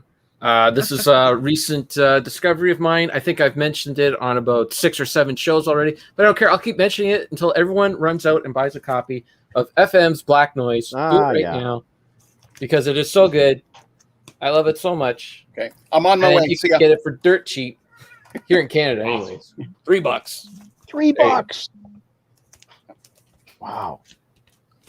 What Do more do it. you- It's like prog rock. If you're into prog rock, it's like that. You know, the National Slash is in the band. And he plays like this electric fiddle. Violin. Yeah, violin. And give it a try. Go stream it or whatever. Do whatever you have to do. Speaking of electric violin, Trevor Girdot mentioned an artist earlier, a debut album, and there it is. Mark Wood, Voodoo Violence. This is a rare CD, but guy played electric violin, and he kind of played it like shredding a guitar, and it's an interesting album. It's not necessarily my cup of tea, but it's definitely interesting. So check that one out. Well, yeah, National Slash wasn't really a shredder. He was more of a two totally different styles of music. he's more like a synth guy that I like just wanted to highlight Trevor's comment because he has some crazy albums out there too. I was researching and he's got one album that you could play it on 78, 33 1/3, and 45, and you get a different album. No lyrics, right? It's all just instrumental. He was a pioneer. Wacky. Yeah, he was a pioneer for sure. But anyways, FM he's a little more structured because he was part of a band, so there's lyrics and stuff like that. So. Plus, he looked freaking cool. Yeah, he was like a mummy. Yeah, he looked like the Invisible Man, basically. Yeah, I guess so. right. I guess that was the look he was going for. Yeah. The glasses and that. Yeah. Well, I'm curious if Sarah's got CanCon again. Right We on. also have a duplicate. Right on. No There you way! go. Look at Jeff. Did you see Jeff's face light up? Guess who has more bits than Helix? Ah, you son of a bitch! Yeah, right on. Wow. I adore this album. Yeah. I know every line.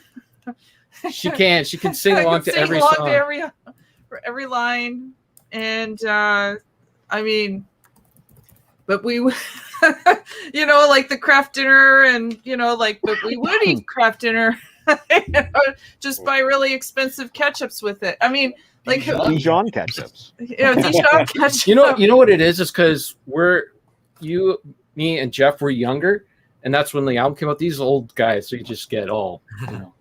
Is that? Yeah, I think so. Yeah. That's my theory. I Anyway. was in high school. Yeah. They played grade 9 Yeah. over the PA. We were in grade 9 when grade 9 came on. You know? No, I wasn't. I was graduating. High Oh, school. well, I was in grade 9. I'm a little bit older. No, you're not. Shh, quiet. My first year university. I don't remember the name of the group that we had for our Frosh Week, but I remember my buddy Andy Kandick. I went to Laurier. My buddy Andy Kandick went to Waterloo, and I remember we were talking. You know, how's your Frosh Week? Oh, it's okay. We had like this Australian comedy musical group. They were okay. And Andy goes, "We had this group called Bare Naked Ladies. They fucking sucked." Oh my god. Yeah, but you know that was pre-album. Nobody had heard of them. I was like, Bare Naked Ladies, who the fuck is that? Next thing you know, Well, remember the controversy with their name? They were like banned and playing in certain Stupid. places. yes. They just heard the name and they Toronto said, "No, we can't have bare naked ladies here."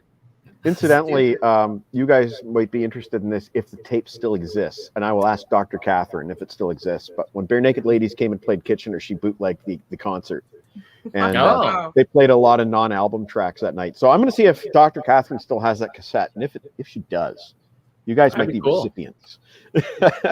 I had the tea party at my Ooh. Frosh Week. Nice. And Nice. Jeff Martin went up on stage and he was like, "I'm so fucking drunk right now. Who's high? Who in the audience is high?" And I just turned to my sister. I'm like, yeah, right, dude. Like, the performance was so roached. It was so awful that like we left halfway through, and like it was awful. And we liked the Tea Party. My sister had bought their debut album that I don't The think real is available. debut. Yeah, that I don't think is available anymore. Like it had Oh, "Let Me God, Show no. You the Door," and you know it had. It was available in 1989 or 1990, whatever. That's it. They printed like And it had 1,000 "Save copies. Me" on it, I think. which about has half of Splendor Solace, I think. Yeah, like some of the songs that were on that debut are in subsequent albums, but Yes. like Let Me Show You the Door, I'll never forget that song. And I think they do Train Kept a Rolling on there. yeah, my sister had it, and I think she gave it away, so it doesn't exist anymore. But I hear that it's really difficult to get that first album. I paid $50 for it at my own store. Oh my god! Yeah. Yeah. Anyways, I was very disappointed. I was very disappointed that in that concert, it was awful. It was so awful. He was so drunk, high, whatever, and both. Yeah, disappointing. But anyways, but Bare Naked Ladies. Bare Naked Ladies. Right? Yeah, Gordon. Hey, my sister had the Tragically Hip at hers. Holy at Western. crap! Yeah, 1990, Frosh Week. Yeah. The hell, the Hip weren't even new in 1990. No. They were huge in 1990. They were road apples. Wow. Yeah. Okay, Eric, take her away, bud. Hey, I just gotta ask you. You had said that the guy said that he saw some Australian comedy duo. I was did. Was it the Flight of the Conchords? No, this is 1991, my friend. Oh, okay, so it wasn't. No, I don't know who it was. Well, speaking of 1991, well, that's a bad segue. 1998, actually. Close enough. Wow. 1998. Entire decade of the 90s. Yeah. 1998 is my number 6 pick, and and now it's time. The whole year? Yeah, the whole every album. The whole year. Debut of the year. Now it's time to bring out the rock. You can put up the album, Mike. This at one point, I and I've said this before, that for years I said that this is the greatest album with distortion. I loved it so much, and every song is great on it. And I still say it's their best album. Will always be their best album. And yeah, it's a piece of brilliance. And it had to be number 6 on my album. List, so. The track "If Only" is fucking great. They're all great. There's not a bad song on that album. Reminds me of America. It is like that, and it's funny that I just thought of this. It's very ironic that of the song that we're going to hear at the break, because the last song on the Queens of the Stone Age album is basically audio of a guy taking an open door piss. Oh, great! It's true. I just thought of it right now. That's right. There's a guy taking a leak during the first minute or so of that weird last song. It's just the last song that just one of those weird ones with weird shit going on. Now, does that album have a different cover? Because I've never seen that album. Yes, you can buy the remastered version, which comes with a cardboard slipcase over that. Okay. Oh, okay. Yeah. I get great. it, Lana. I'm not a big fan of that cover either, but I mean, there's nothing deeply wrong with it necessarily. It's just not my taste. I mean, at least it doesn't have Bush on it like Amorica does. Correct. Just 100%. Like, I'm not going to put that up on screen, but everybody's probably seen the original cover of the Black Crowes Amorica, which was pretty nasty, actually. Well, anyway, that is Virgin Taylor. You got the one that was blacked out. Right. And my CD has the blacked out. Right. It's just the triangle. Yeah. Yeah. That I'm gonna just go over to Jeff. I don't want to talk about it anymore. Well, this my album cover is relatively tame by comparison. It's one of those groups that they fit in that peaked really early category, but what a peak for those first couple of albums. The group is called Oasis. Oh yeah. And the album is called Definitely Maybe. And they're a funny group too, because so many of their great songs actually ended up as B-sides on the singles. Yeah. But the ones that made the album are still pretty darn good too. I think every guitar sort of lead part I've ever tried to write would sound a lot like the solo from Supersonic. Just it was that influential for me as a kid. Personal favorite, Slide Away. Again, there's something with those penultimate songs. It's just absolutely fantastic. Digsy's Dinner, man. Digsy's Dinner. Yeah, no shortage of good tunes there. Yeah. But yeah, it's a keeper. Definitely, maybe number 6, Oasis. Our mutual friend, and I'm not 100% sure how you say his name, Ovi Dui Bor? I was going to say Ovidiu, but I could be wrong. Sorry? Ovidiu was my guess. Okay, him, Bor. Yeah. When I posted the teaser graphic for this earlier in the week, he name dropped that album, and I was like, oh, I got to consider it. An excellent choice. Spoiler alert, it didn't make my list, but I'm glad it made yours. Big time. Nice. Okay, shall we take a break? Yep. And spoiler alert, it has already been decided which song we were going to be listening to during the break. And it is by popular demand, and it is always a hit here on the show. And it is a song about our beloved Uncle Meat there in the corner. The corner just... And it's a song called ODP, and we're going to play it for you right now on the LeBrain train. We'll be back in 5. Have a good break, gentlemen. I'm off to get some FM. All right, let's rock and roll. ODP on the LeBrain train.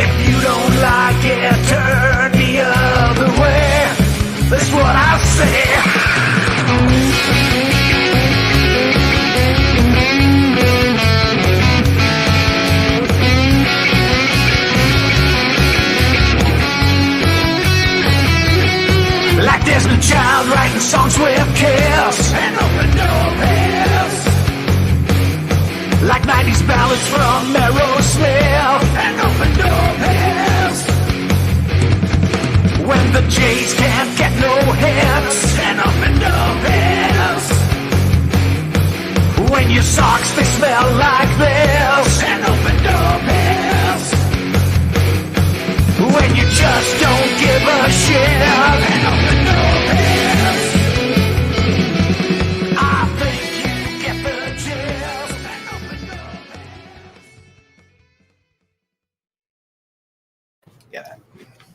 Well, Kevin's just returned from an ODP.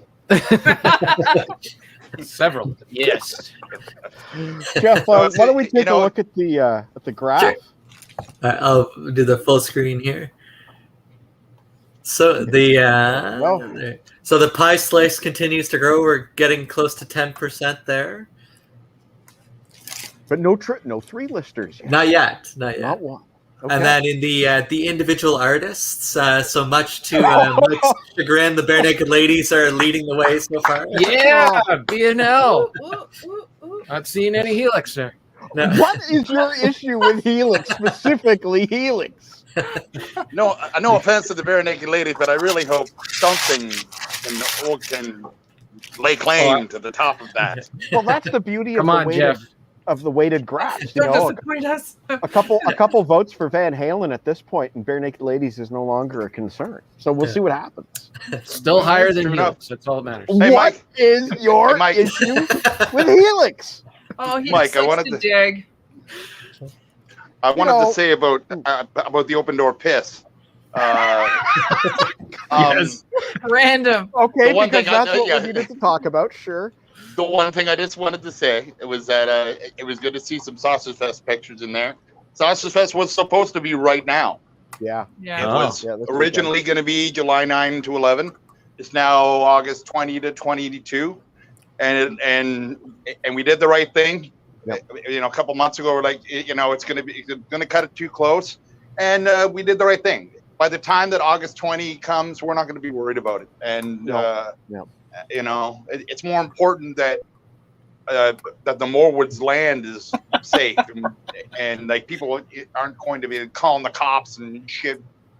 They don't need that because they've been generous for 19 years. We got to show respect for the 20th, and I can't wait.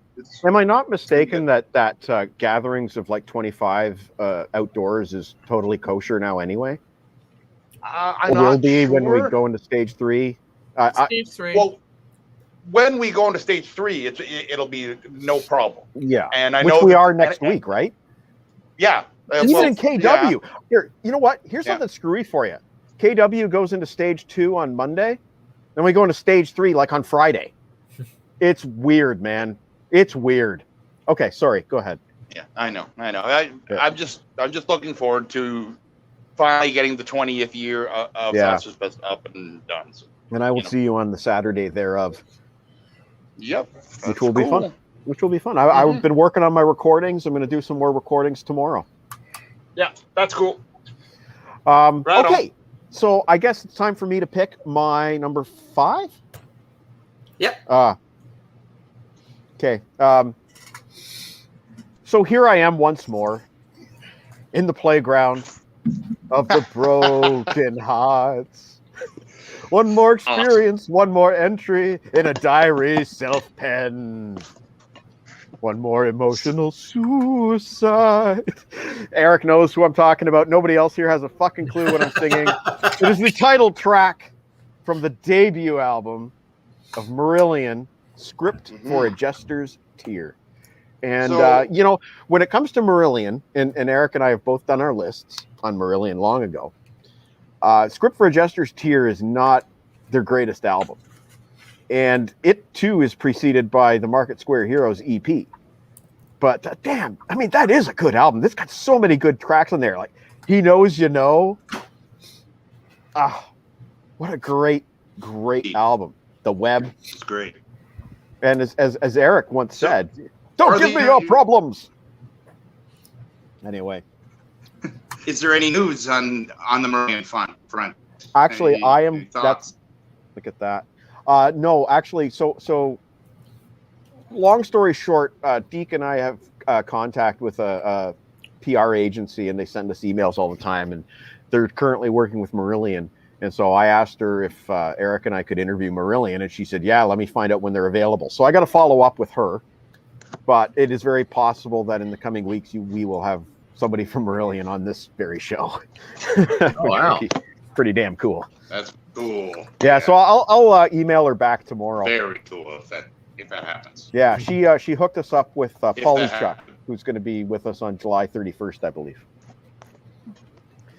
Anyway, over to Rob. All right, my number 5. Oh, sorry. What's KW is Kitchener, Waterloo, Ontario. Go ahead. Can I go now? Yeah, sorry. I can go now. Good. My number 5 comes with a little bit of a caveat because I'm not sure if this is his first album or not, but I think it is. And I'm speaking of the 1977 album Meatloaf, Bat Out of Hell. Bat Out of Hell. Yep. So if somebody can fact check me on that, because I looked it up and some people are saying it's his first, some people are saying it's not his first. If not, I have a substitute. Wikipedia claims it's the debut, so it's got to be true. You know what? Wikipedia's authoritative source. I think Meatloaf had like a band project before that or something of that nature that doesn't count as like a solo debut, you know? Anyway, yeah. Okay, so do you want my alternative, or can I just go actually? Why not? Let's just hear your alternative. Okay, but the for alternative. record keeping, we're going to do Bat Out of Hell. Okay, Jeff. Okay. Yep. My alternative would have been Ozzy Osbourne's The Blizzard of Oz. Ha! Yeah. That's a perfect album. It's a perfect album. Yeah. Those are two good picks there, Rob. I mean, Bat Out of Hell. I mean, two solid albums with no filler. Yeah. Wicked. Okay, so Jeff, you got Bat Out of Hell as the official entry.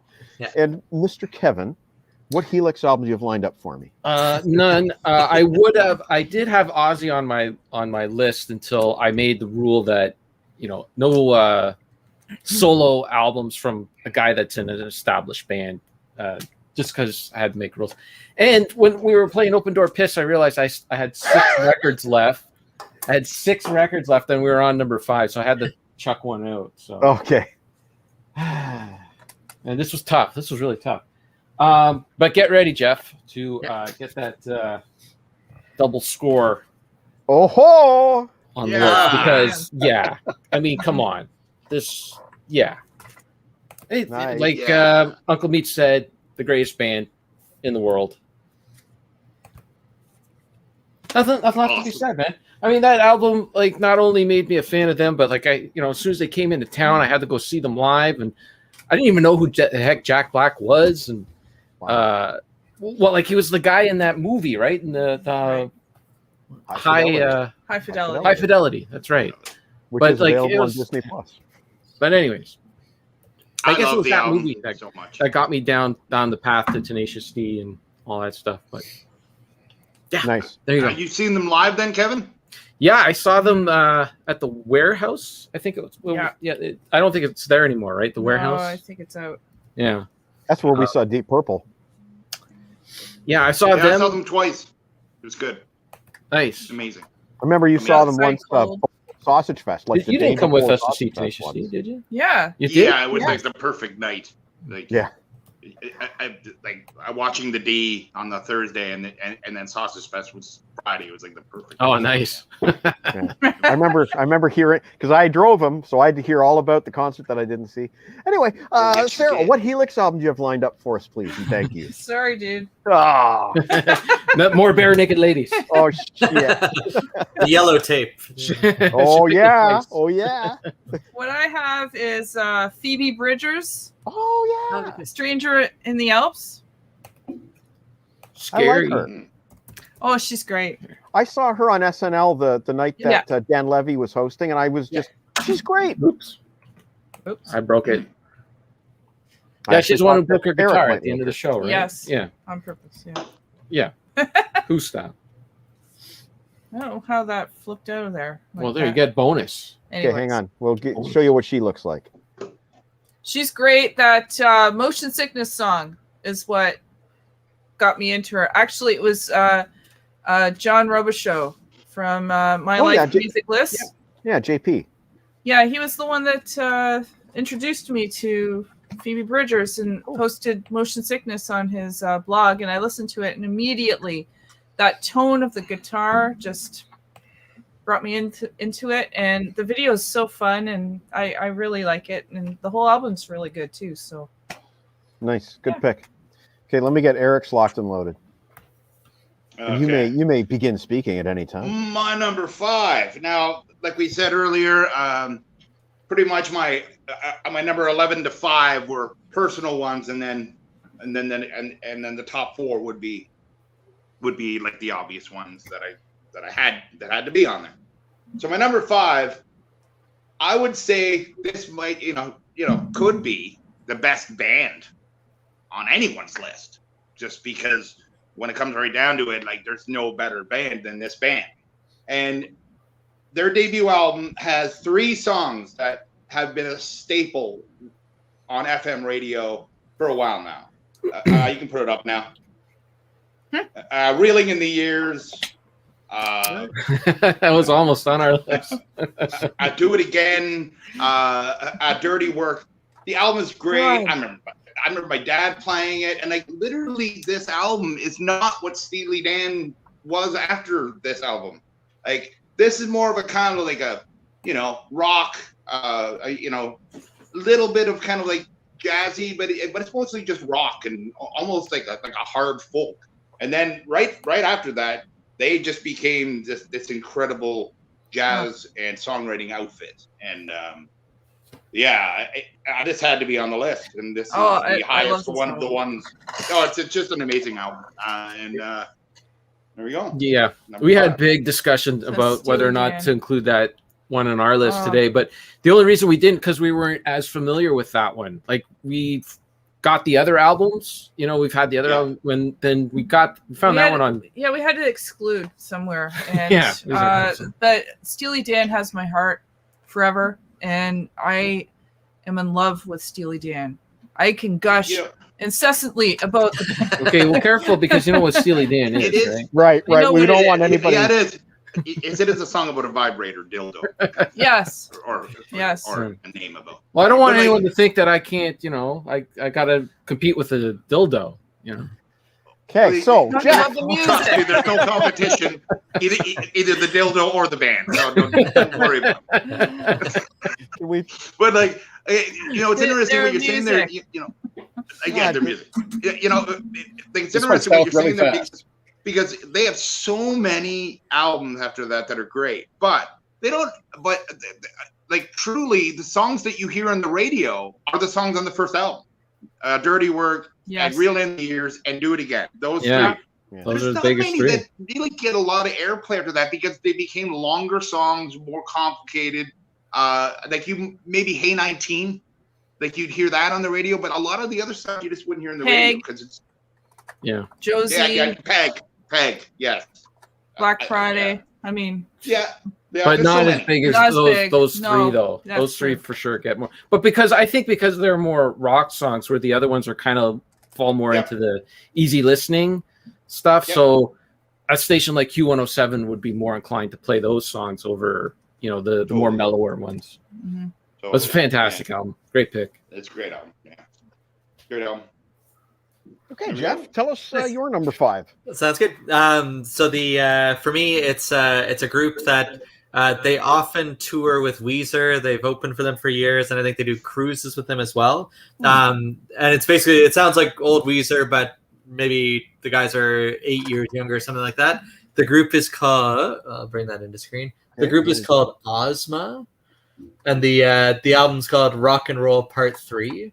And yeah, Sarah, I don't know if you remember what the name of the record store is in London that's on Richmond Street.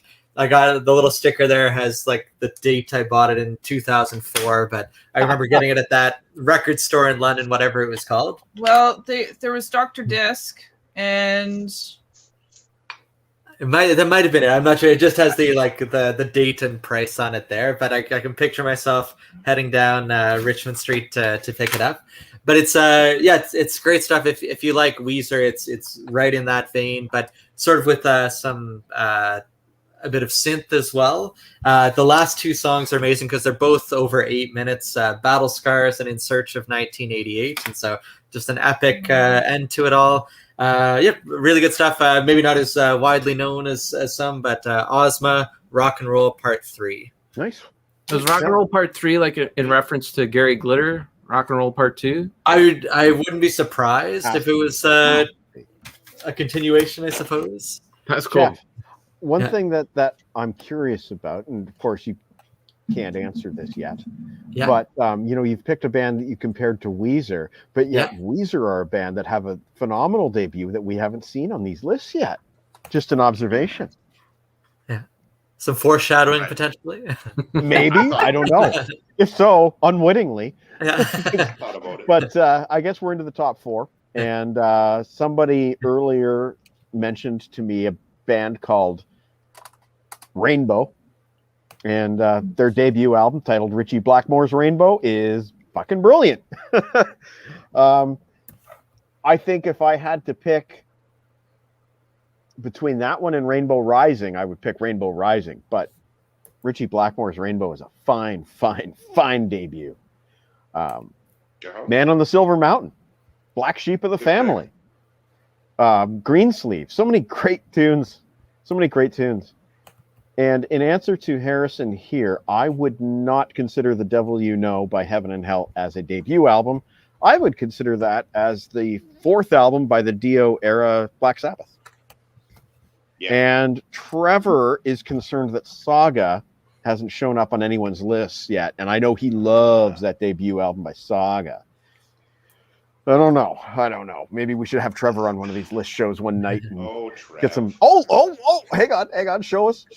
Oh, you didn't see anything. Okay. Over to you, Rob. Okay. My number 4 album. My number 4 album takes us all the way back to the heady year of 1986. And for me, I was still kind of defining what I liked in certain music, and so I would listen to a lot of stuff that my sister would play as well.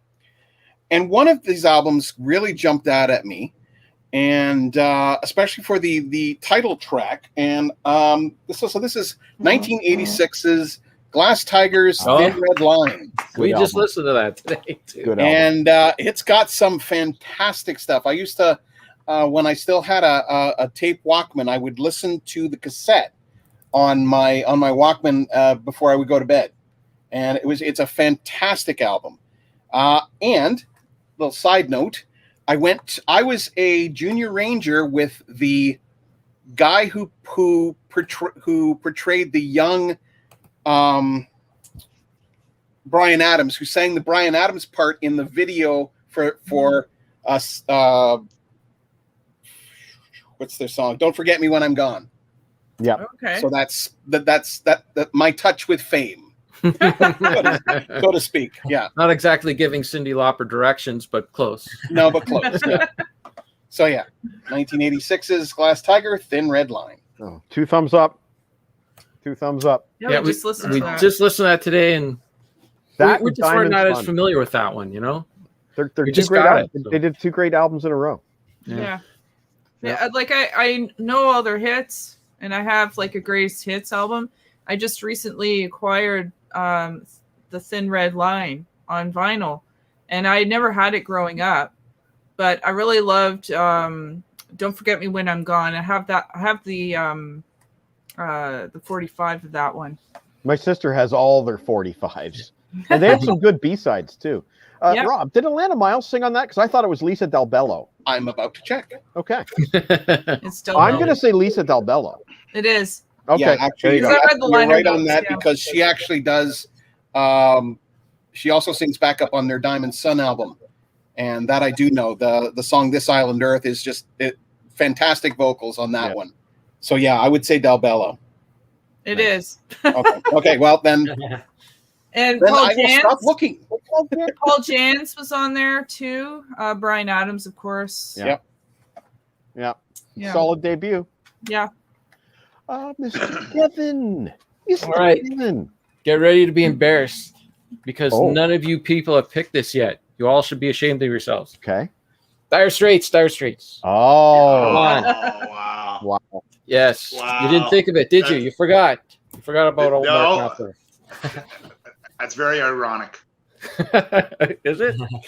Yeah, this is a great debut. Down on you just put on Down on the Waterline, and it just you fly right to the end. It's a great, fantastic album. I love just going to YouTube and just watching. I'll just watch them play Sultans of Swing over and over again, like different live versions of it. But it's a fantastic album. Get it. If you don't have it, get it. You have an approval from Mr. Jon Snow. Right on. That counts for a lot. I was talking to Tom Morwood, my Sausage Fest partner in crime, last week. It was the first conversation I had about this at all, and it's one of the first albums we talked about. And I honestly, I like stuff on the other albums better. I mean, other than Sultans of Swing. I mean, Sultans of Swing almost kind of like makes that like a must include by itself, just how incredible that song is. But right, it's just ironic because I talked about it with him last week, and then I forgot about it. I didn't even put it on my honorable mentions. It's just so you're right. I did forget about it. Hey, you're embarrassed now. I told you. Great pick. Great pick. I love that album. It's so good. Yeah. I'll tell you who's not embarrassed right now. And that's Sarah, because she's sitting next to you. Oh, yeah, she's ready. She's got nothing to be embarrassed about. Nah, she doesn't care. And she's certainly not going to be embarrassed by her number 4 pick. Duran Duran. Oh, yeah. There you go. I knew that was coming. There you go. Should have known. Those chicks are hot. Shut up. I like the 1 second on the left there. Man, their first 2 or 3 albums are all really good. Yeah. Yeah. This one has all the like Girls on Film, Planet Earth. Is anyone out there? Careless Memories. Is there something I should know? I mean, great tunes. Yep. Lots of great tunes on that album. Can somebody answer Harrison's question here? What's that? Who's the band that debuted with a live album? They'd be on his list on principle. Wow. I don't know if I can come up with someone. I mean, like I said, that Stevie Ray Vaughan album's basically live. There's Frank just no Zappa audience. albums are all basically live. Yeah. No, we have not seen Shake Your Moneymaker yet. I don't know if we will. I don't know. And Jon Snow backs you up on Girls on Film. Well, that's a funny one. And I don't know what that means. But okay. Great pick, Sarah. Thank you. And Mr. Meat, you're number 4. My number 4. Okay. This starts the big 4 that just couldn't deny. And this actually 4 are going to get intense. When I first did this was my number 1. And just through reasoning out, you might as well put it on the screen. I can't believe it's the first pick of this particular album. No kidding. Here we go. Ba-bam. Oh. Okay.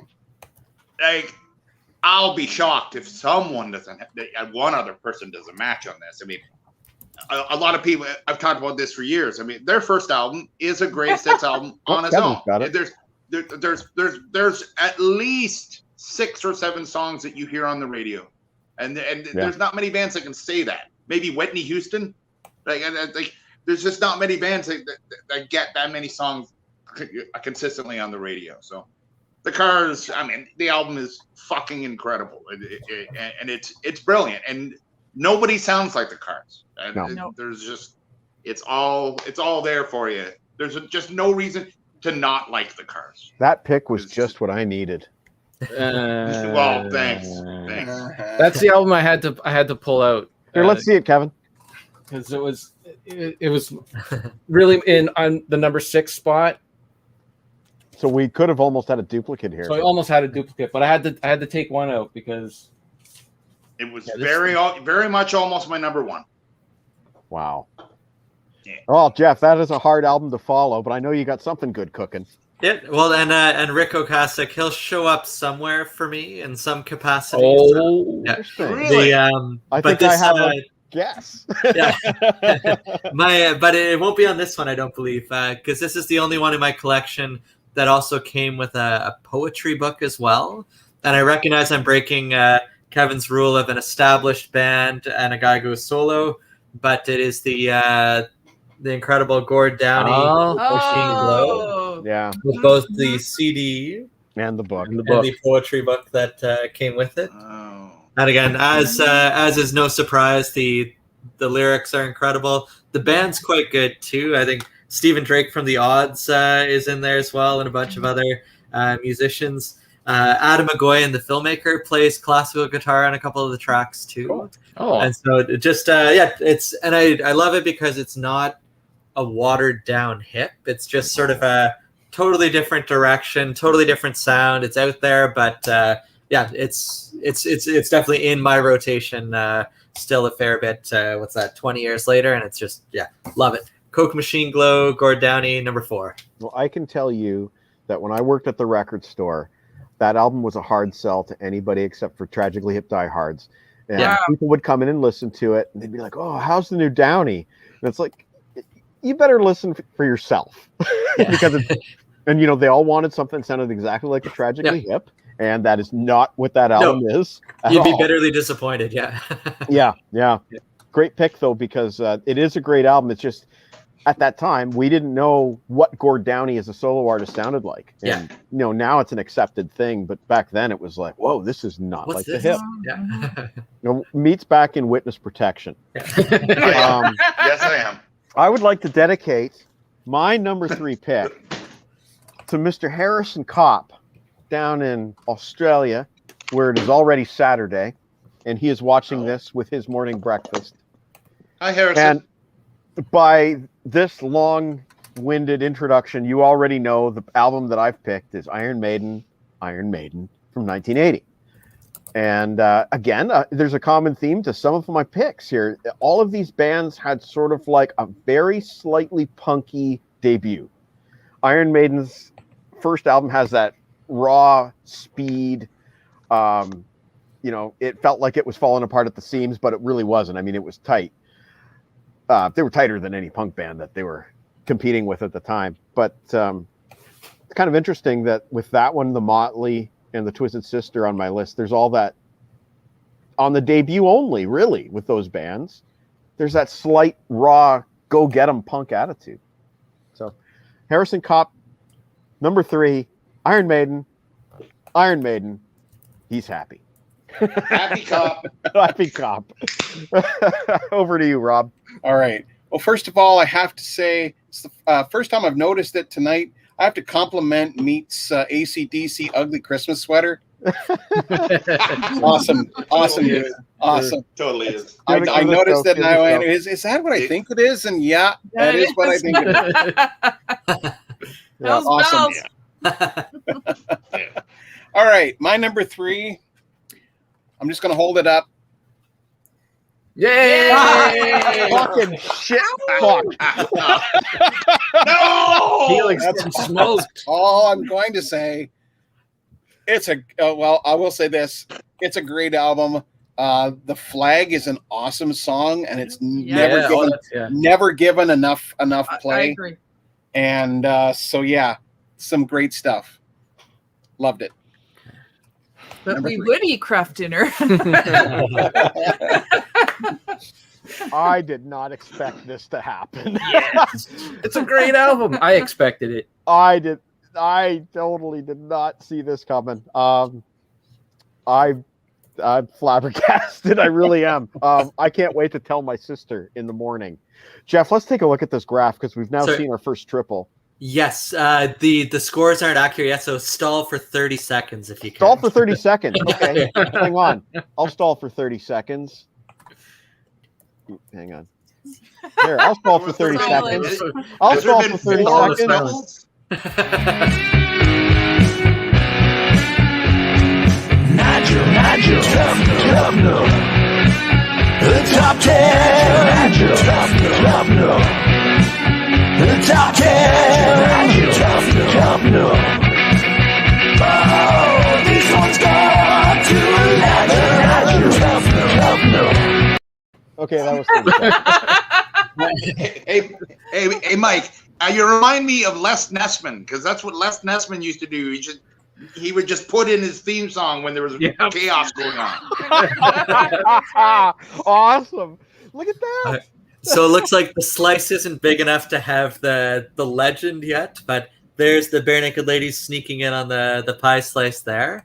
And in the point category, they have taken the lead from Tenacious D. Whoa. Nice. We could have the ultimate debut album as Gordon. Right on. All right. Wow. I'm shocked. Hello, City. Yeah. I'm almost tempted just to disqualify Kevin, but I can't. I'm not going to do that. Kevin, go ahead with your pick, but just to spite you, I'll just do this while you talk. So go ahead. Me? Oh my goodness. Yeah, but you're covering me. Yeah. Oh, that's yeah, right. you're right. You know what? You're right. Oh, thank God It's you're not here. Sarah's fault. Okay, go ahead, Kevin. I would have Give me been some stuck helix. in the woods if it weren't for you. Okay, so my me some top helix. 3 are all begats. It all kind of like, it's like the Bible, you know, like this begat that begat this, but in reverse order. Okay. That makes sense. No. Okay, so Okay. my number 3, Oh yeah. the first appearance of Van Halen. There it is. Can't Halen, believe it's Van Halen. first. There it is. Can't believe it. There'll be more appearances, I imagine. Come on. This is like the one that started it, right? It started like the for better or for worse, the 80s rock. What else can you say? This is a fantastic debut. It plays like a greatest hits. There isn't a bad song on it. Started a genre. Yeah. What else can you say? You got the best, leading man with David Lee Roth. You got the second greatest guitarist of all time with Eddie Van Halen. Okay. There you go. Why? Second greatest? Yeah. Why? Well, we'll get there. Oh. These are begats, right? Oh, okay. Okay. Right. Okay. We'll get there. Well, that's cool. That's cool. And foreshadowing He's that begatting, man. I suspect that album will be graphed at one point. I imagine. Sarah. Van Halen. Sarah. Come on. Van Halen. Yeah. Oh, close. The Sundays. Reading, Very, writing, and very close. arithmetic. Sunday. This was one of the first records I bought that the first vinyl records that I bought in recent times. Got it at a Have you record picked that store album day. before? Yes. Have you ever picked that album on any list before? Oh, maybe. I don't know. I'm having a deja vu, but that could just be me. Probably. This and Blind were, I've picked the Sundays before. And their second album was the first Sundays album that I was familiar with. This one's the better one, and it is their debut. And Nice. Here's Where the Story Ends is the song that was their most popular. That and there's one that's a cover of Wild Horses, but it's on the other album. But I love this one. And Harriet Wheeler has the best voice. You should just listen to her live and on YouTube. Oh my God. She's incredible. Anyways, that's my pick. Incidentally, Scott Puddle's having a deja vu with that as well. And I like that he did the accent aigu and accent grave on the deja vu. That's Dedication. That's an A for Probably effort, happened. man. Maybe, yeah. Gets a point for effort. Now, I will only preamble Uncle Meat's pick by saying that this is one of the greatest album covers of all time. First, I just want to say it's funny that he just said deja vu, because that is something me and Tom Warwood talked about last week. That did Crosby, Stills, Nash and Young deja vu count? Yeah, Oh. see, I Oh. had them on my list, but they felt like a super group, right? Even Yeah. just Crosby, Yeah. Nash and Young was a super group. Yeah, So, yeah, or, no, that's yeah. true enough. Yeah, I just wondered. Because I thought of that one and Crosby, Stills, and Nash one. They were Yeah. both, but the Birds and all that. So I just said no, that happened. No super groups. Yes. Well, yeah, same. Okay, Okay. Meat, go ahead. My number 3, 1976, and again, like what it is one of the greatest album covers of all time. It is one of the greatest albums of all time. It's a perfect album.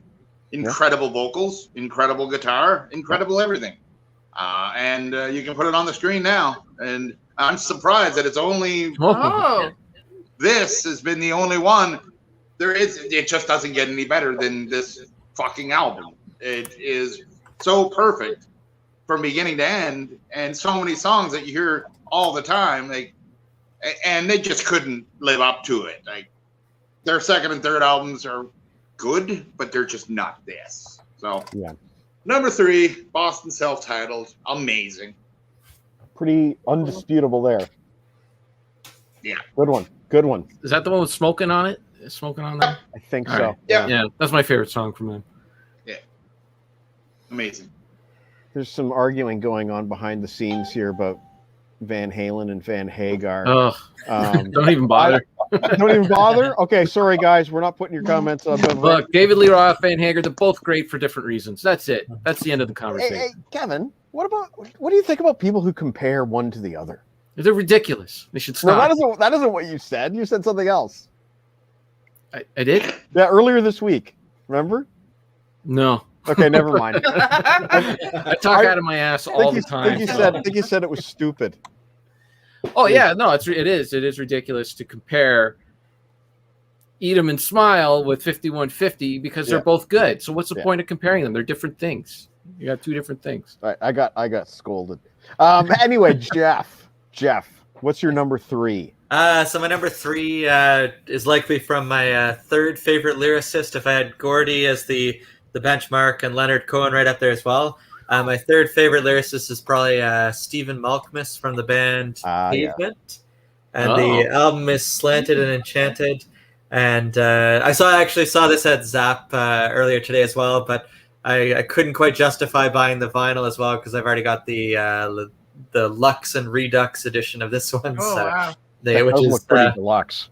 Yeah, it's good. Yeah, and it's one of those groups I love when the liner notes are the big selling point, and again, it's got the handwritten lyrics and all that sort of thing. But some neat sort of write-ups from the band too, of the sort of setting the context of the recordings and all that sort of thing. But brilliant lyrics, really sort of scrappy, unpolished stuff. But it might not even be my favorite Pavement album, but it's just such a great intro to the group. Slanted and Enchanted, Pavement, number 3. Lovely. Great pick. I guess that brings us into the top 2. Yeah. Do you want to see the charts? There's been some movement. Oh, yeah, sure. Yeah. Why don't we do that? Chart it up. So we've still got it's still slim pickings on the slides. But I have a feeling that Bare Naked Ladies and Tenacious D should enjoy their run right now because I have a feeling they might get caught on this next round here. Nice. I'm proud of Bare Naked Ladies, regardless. I love the way these graphs are going. I can't believe that there's only been 4 matches.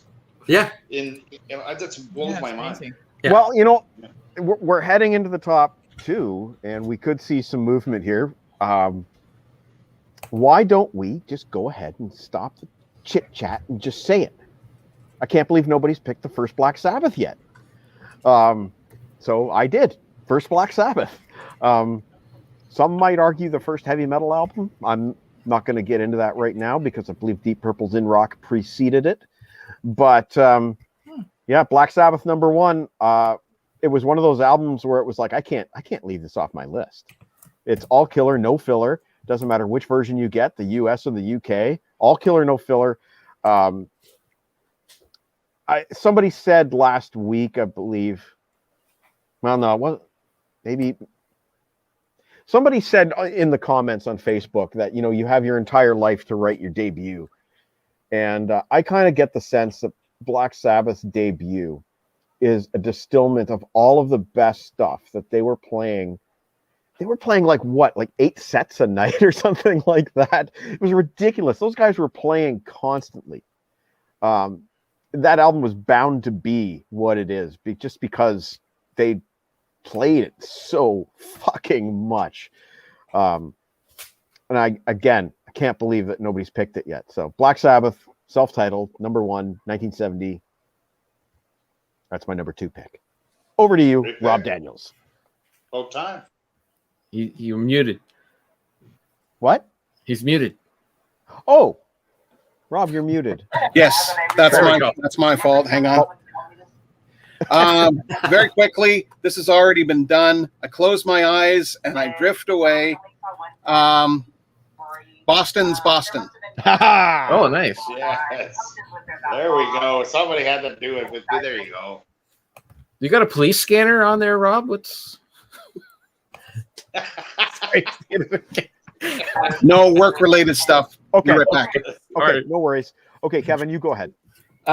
Okay. Well, Mike, for the first time tonight, you and I are going to be in total agreement because my number 2 is Oh, yeah, baby.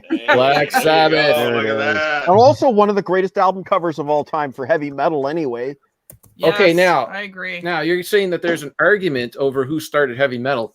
For me, heavy metal started right here because you could talk about who was the heaviest and who had the heavy sound first and whatever, all blah, blah, blah. It doesn't matter because it's the lyrics. These guys were singing about Yeah, doom and okay. gloom. Nobody was doing that before. Nobody was trying to scare anybody on a record before. There's some like scary this. stuff with those So guys. this is Yeah. the start of heavy metal. Nobody was singing about a song about meeting the devil. Like that's what this album starts off with the rain and everything. So this is Yeah. the start of heavy metal You in know, my book. If we ever do a list show on best first songs from first albums, bam, baby. How about best That's a little, songs named after the band, named after the album? It's Black Yeah, Sabbath yeah. on Black Sabbath by Black Sabbath. Yeah, yeah. Yeah, the can't say that brand with- consistency is awesome. Yeah. Iron Maiden by Iron Maiden on Iron Maiden. Yeah, that's Yeah. that's another one too. I think there's I- Motorhead by Motorhead on Motorhead too. That's Yeah. right. Well, and that song was named even before there was a Motorhead. That's an old. Is that a Hawkwind song that he did in Hawkwind? He wrote it for Hawkwind originally. Yeah. Yeah. Yeah. Oh, I love it, Kevin. The graph is going to look more and more interesting as we finish. I think. Oh, and that Um, was a begat, by the way. I think Right. Black Sabbath begat Van Halen. Van Halen. 100%. David Lee Roth says himself that they were highly influenced by Black Sabbath, and Oh, for sure. you know, strangely enough, Tony Iommi is one of. Eddie Van Halen is one of the very few people to have co-written a Black Sabbath song. He co-wrote Oh, right. Evil Eye on Cross Purposes, uncredited because of all the legalities involved. And they say that he played sort of like the prototype of the solo, the guitar solo that Iommi ultimately recorded for the final album. And of course, here's a weird one. Eddie Van Halen and Tony Iommi both played with Queen guitarist Brian May. Oh, That's kind of neat too. Anyway, sorry, Sarah. I'm curious what you have for your number 2. Well, my number 2, I think have I had this one on here before? I don't know. Sorry, guys. Maybe I have. Silver Sun Pickups, Carnivas. Okay, hang That's on. my number 2, and they are incredible. I love every song on here. This might have been in your sort of like obscure artists list show. Maybe. But it's a debut, and it's That's awesome. awesome. And that's my number 2. What kind of music are they? Rock. Oh, There you go. they're rock. Okay, Meat, I got your number 2 locked and loaded. Yeah. Okay. Well, Jeff better get his I graphing might- fingers ready. No, sorry. my number 2 is definitely yeah. It's the graphing fingers. Yeah. Yeah, for sure.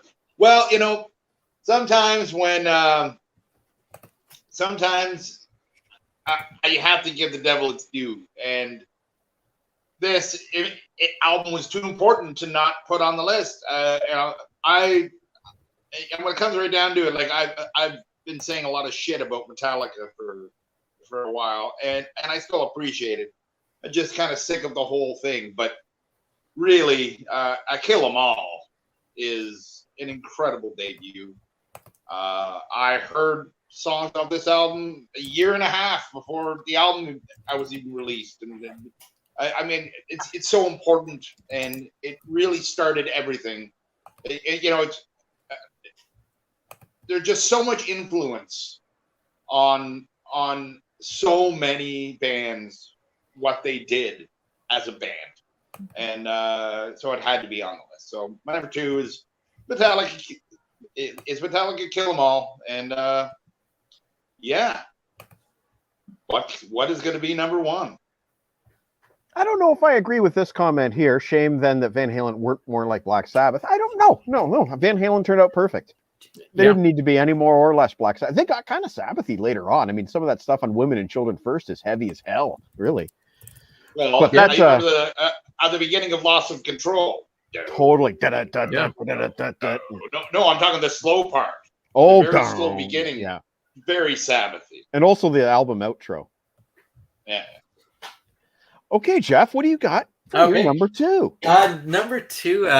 So if you remember, a few years ago we did those the top 15 on the 15th. Yeah, list. that was fun. And this one, this was on my list, and it might have seemed like a curve for some because usually I'm into the sort of the sad bastard genre of music. That's really my bread and butter. But this one, it's from 2003 or 4, and it's just so much fun. And if you ever need any sort of boost of adrenaline or a bit of a pickup, you need to look no further than The Darkness. Permission to Live. It is just off the charts, fantastic. Did not see that coming. No, and it's like, again, like if my criterion was what do I listen to the most, this is in the rotation way more than I ever would have expected. Oh, look, you knocked meat right off of his seat. But it's funny because like there's a song in here, Friday Night. I love that song. Yeah, to go along with the shirt. To me, he sounds just like Robert Smith in that song. He's channeling The Cure on that one. 100%. Growing on Me is just beyond toe tapping and catchy. And if we gloss over that given up heroin related. Oh, no, I love that song. I love that song. I mean, I agree. The lyrics are a little shite. Yeah. But I love that. It's so damn catchy. Yeah. So damn catchy. And hey, Jeff, you just gave LeBrain a Woody. Yeah, you have just made my night. Lana, I'm going to argue that Def Leppard's debut is not all that great, and I think Joe Elliott would agree with me on that. I don't think Def Leppard pretty good. It's okay, but they didn't hit their stride until album number 2. I agree. That first album is largely forgettable. That's good. Something I don't know if I agree with that. There's some good stuff on there, but yeah, I agree with you. Same with me, Scott. Same with me. Look at that. You're getting kudos all around. And I agree with you there. Okay, so I guess it's me. Do you want to see where we are going in? Yeah, well, actually, let's do. Yeah, going into number 1s. Okay. So here we are. Wow, Sabbath. Yeah. And I love this because Boston and Black Sabbath were not even in the conversation, and then they got 2 votes, and already they're jumping into the lead. And then in the I think the pie chart's still relatively similar. Oh, sorry, I got to go to the other one here. There's still just the Bare Naked Ladies show up on the 3 lists so far. So we'll see if anyone can top them there. Interesting. Okay, well, I think the graph is going to completely change. I think with this round. Yeah. So here we go. Let's get it on. My number 1 album of all time is Van Halen. I don't know what to say. It's so good. It's so influential. It was an important part of my teenage years. It was kind of like when I first heard it. It was kind of like, where have you been all my life? Arguably their best album. I mean, coming out of the gates with that. Van Halen, my number 1. That's gonna fuck up the chart. Rob, number 1. Well, might be a bit of controversy on this one since they did do an EP first. Okay. However, I first became aware of their album fully completely.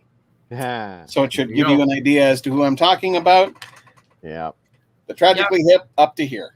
Yeah. There you go. Yeah. Good stuff. And is that the first time it's appeared? Yeah. Wow. I believe so. Wow. It would have all made the my Can list Con more leave for that that on band. here. Doesn't it seem weird that there's been like over 10 CanCon with and this is the first hit?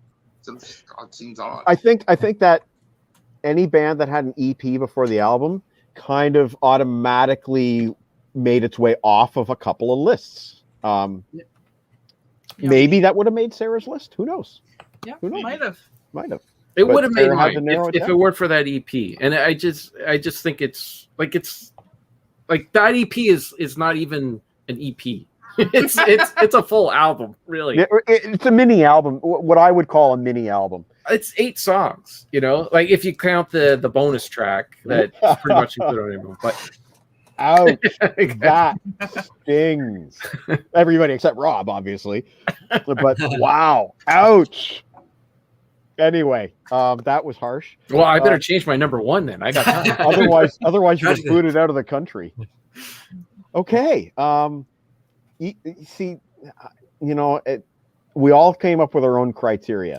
It honestly, it was just to narrow it down. Yeah. Because I had I'm looking at 30 albums, and I what can I decide to narrow it down? That's really all it was. Yeah, but we're absolutely not going to disqualify Rob. No, that's a great pick, and it had to be done. So I'm glad that it was Rob that did it, the only Canadian on the panel tonight. Over to you, Kevin. Okay, so Black Sabbath begat Van Halen, and who inspired Black Sabbath? None other than the greatest guitar player of all time, Jimi Hendrix. That explains it. Are you experienced? Yeah. I know all the songs are overplayed. Everyone's heard them so many times and all that, but there's a reason for that. Yeah, because they're great. Yeah, and it's a great album, unarguably. And I mean, when we were thinking about doing this, it was always on the list. Never was going to be off of it, and I just had to. When it came to the top 3, I just went into who influenced who kind of thing. So there we go. Awesome. Jimi Hendrix. Great pick. Awesome pick. Okay, Sarah. So, I'm curious what you have for your number 1. I'm a bit of CanCon. Awesome. I have Odds. Neapolitan. Oh, good choice. Whoa. Notice it's not the odds. They're just odds. Yeah. Just odds. Out of left field. My sister introduced me to, well, I'm going to say the odds, whatever. Yeah, sure. Just because it sounds better. And she had this, and then I bought my own copy. But the odds were constantly touring in London. I don't know how many times I saw them in the campus bar, the Spoke. Oh my goodness, 3-4 times over my tenure at the University of Western Ontario. And they're so good. They were so good live. There were a couple of hits from this album that played on radio. I think probably college radio more so than on standard radio. But King of the Heap and Windy Under the Stars, and it's a good album top to bottom. So that's my pick. And now I'm hungry for Neapolitan ice cream. I know. I forgot about that album cover. It's an actual picture of the ice cream. It's inspiring, isn't it? Yeah. I want some ice cream now. I don't have any ice cream where I am. Yeah. But Meat has ice cream for us. Sonic ice cream. And that's not be saucer. Sonic ice cream. And you might as well put the picture up, because that would make me what? The ice cream man, maybe? I think that is a good segue into the next appearance of this album. Yeah, it had to be. It has to be. You can honestly say this is the most important rock album of all time, for many reasons. But the big reason is before that album was released, there was a certain way that people in general looked at guitar. The second this album came out, it became a completely different instrument to everybody, and all people tried to do is copy his sound for years and years and years, and it's because it's the best sound. That album still sounds like $1,000,000 if you put it on right now. Yeah. It still sounds better than an album that was made 5 years ago. It's incredible, and I had no choice for it to be my number one because it's the man. Number one. Ellen picked Cardi B as her number one. Thank you, Ellen. That goes back to a long time ago when she was trying to get me to read some Cardi B lyrics live on the show, and I still haven't heard that song. I refuse. Absolutely refuse. And Lana is asking where Meat is. Oh, no, she's asking where I am. Oh, okay. I was going to say we can't tell you where Meat is because he's in the witness protection program, but I am at the lake. And you can tell that by the lake cam. And the sun has set, I believe, although you can't, unfortunately, you can't see it. But I believe the sun has set. The party's over. Should we show the list? No, Jeff. Let Jeff go. Turn? Yeah. Might as well. Okay, we'll let Jeff go, and then we'll take a look at the final graph. Yeah. Sounds good. So the number one, it's funny, although it wasn't my number one, I do have to do a bit of show and tell for the one Meat just talked about. Our mutual friend Aaron sent me the 8-track. No, he didn't. Which is glorious. Yeah, and it's one of those ones where because my criterion was most played, maybe the format of this doesn't lend itself as nicely to playing frequently. Another honorable mention I have to give is to another album that was just a blast to listen to, The Dictators. Oh yeah. Go Girl Crazy with Handsome Dick Manitoba as the gentleman there. So yep. The secret weapon, I guess they call him. But the number one, it could only have been one number one for me. It is the Rico there it is. Weezer Blue album. There it is. Yeah. Just I listened to it on a daily basis in high school, and maybe not that much now, but not far off. Just phenomenal all around Weezer Blue album. So there's the appearance of Rick Ocasek that we were talking about because he produced that Blue album. And Jeff, is that the one you posted some pictures recently of a record shopping trip? Is that the one that you just got on vinyl? No. What did you buy? It was just the John Prine Today, and before that it was the Tragically Hip one, the Saskadelphia. That's what it was. It was Saskadelphia that you bought. Yeah. And Scott Peddle's got your back on Weezer. Oh, nice. Yeah. I wonder if Scott Peddle would have picked Sloan as well. I know he's a big Sloan fan. Also a good choice. All right, well, let's take a look at some graphing action. I am absolutely shocked that only one person picked the Cars.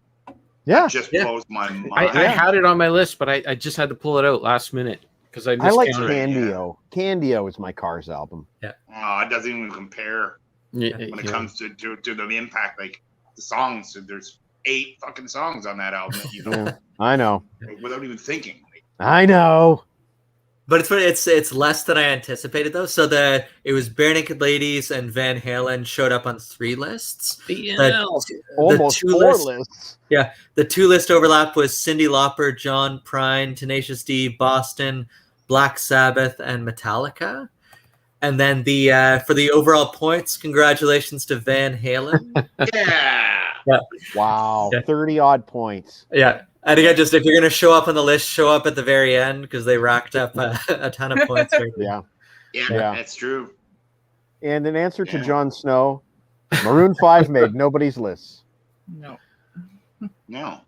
I never thought of him. Well, why don't we talk about some runners-up? Yeah, some runners-up. Okay, Rob, do you have a list? I do indeed. Is he still on the phone? No, I'm still here. I'm actually getting my phone too. Okay. To give the all right, so Pearl Jam's 10 was on the list but got moved because of other ones. Yep. Frozen Ghost's debut album. Ooh. Yeah. Good album. Would have been on there as well. Great album, actually. The debut of the Animals would have been on there as well. Yeah. But it just got pushed off because I was only familiar with the one main song. And now that I think about it, my words off the beginning sounded a little bit weird when I said that I'd actually have to hear the album. That threw me off. What I meant was that I'd actually have to hear songs that I was familiar with off the album. That's what I meant. Gotcha. So, So there was that. But yeah, those were the main ones that I had to remove. I was thinking about putting Miko's album on there too, but decided not to because it would have been. I think it would have broken the internet had I put that on there. Guns N' Roses' Appetite for Destruction. Had this show been last week, Appetite for Destruction would have been number 10 or number 11. Sorry, number 11. Reason why is I did a show completely on movies of Dirty Harry. And as you well know, the first song that I ever heard, first Guns N' Roses song I ever heard was from the Deadpool, and that was Welcome to the Jungle. Yep. And so yeah, there was that. So had it been a week ago, then Guns N' Roses would have been at number 11. But that's an interesting tidbit there. Yeah.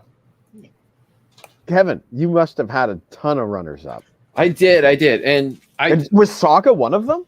Because you pulled out your Saga.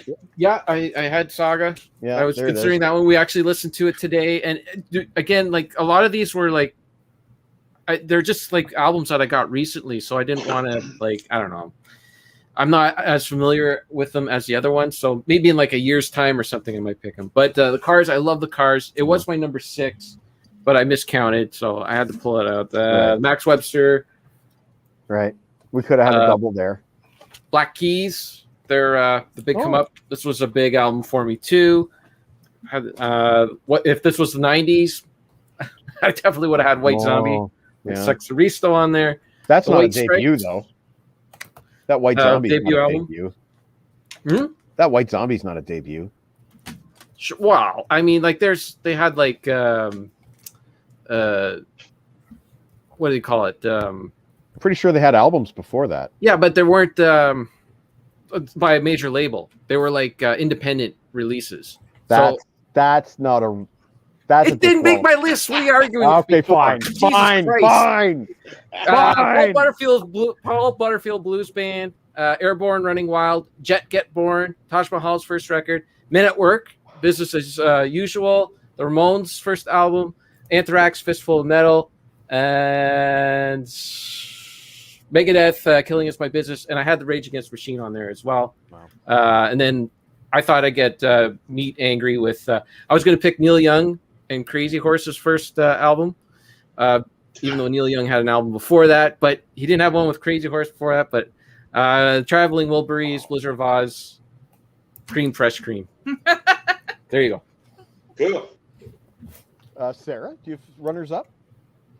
Oh yeah, Adele 19. Ooh. Jan Arden, Time for Mercy. Lenny Kravitz, Let Love Rule. Yeah. Chantal Kreviazuk, Under These Rocks and Stones. Yeah. Natasha Bedingfield, Unwritten. I had that album at one point. Blue Rodeo Outskirts. Oh. The Box, self-titled. Boys Brigade, self-titled. Chalk Circle, The Great Lake. Danny Wilson, Meet Danny Wilson. Melissa Etheridge, self-titled. Northern Pikes, Big Blue Sky. Joan Osborne, Relish. R.E.M. Murmur. And the Stone Roses. Wow.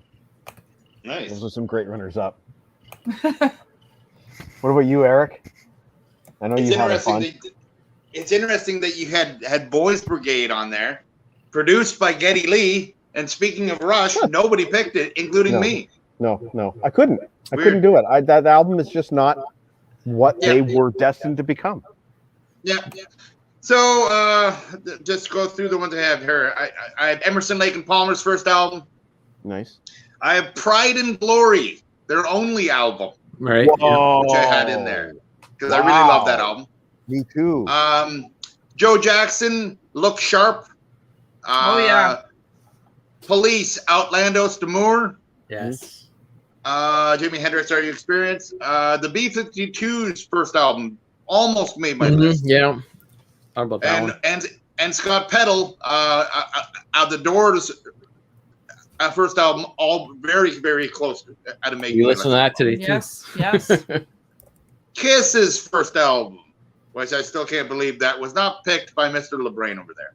It's not in my top 5 Kiss albums. Yep. Stevie Ray Vaughan, Texas Flood. No Doubt, Tragic Kingdom. That's not a debut. I wasn't sure about that. I wasn't sure about that one. So, that's their second album or third, maybe even. Yeah, I wasn't sure about that. Dio, Holy Diver album. Yeah.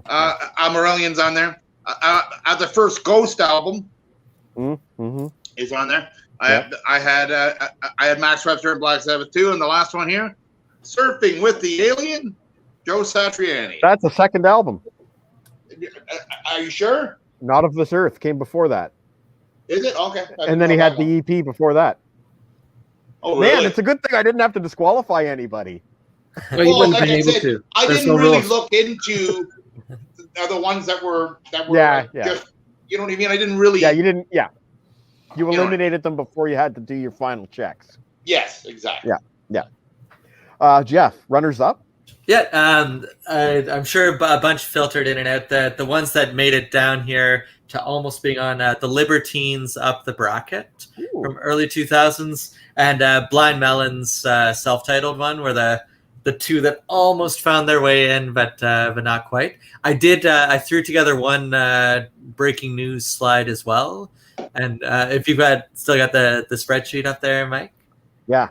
And we've got some explaining to do to the people at CanCon.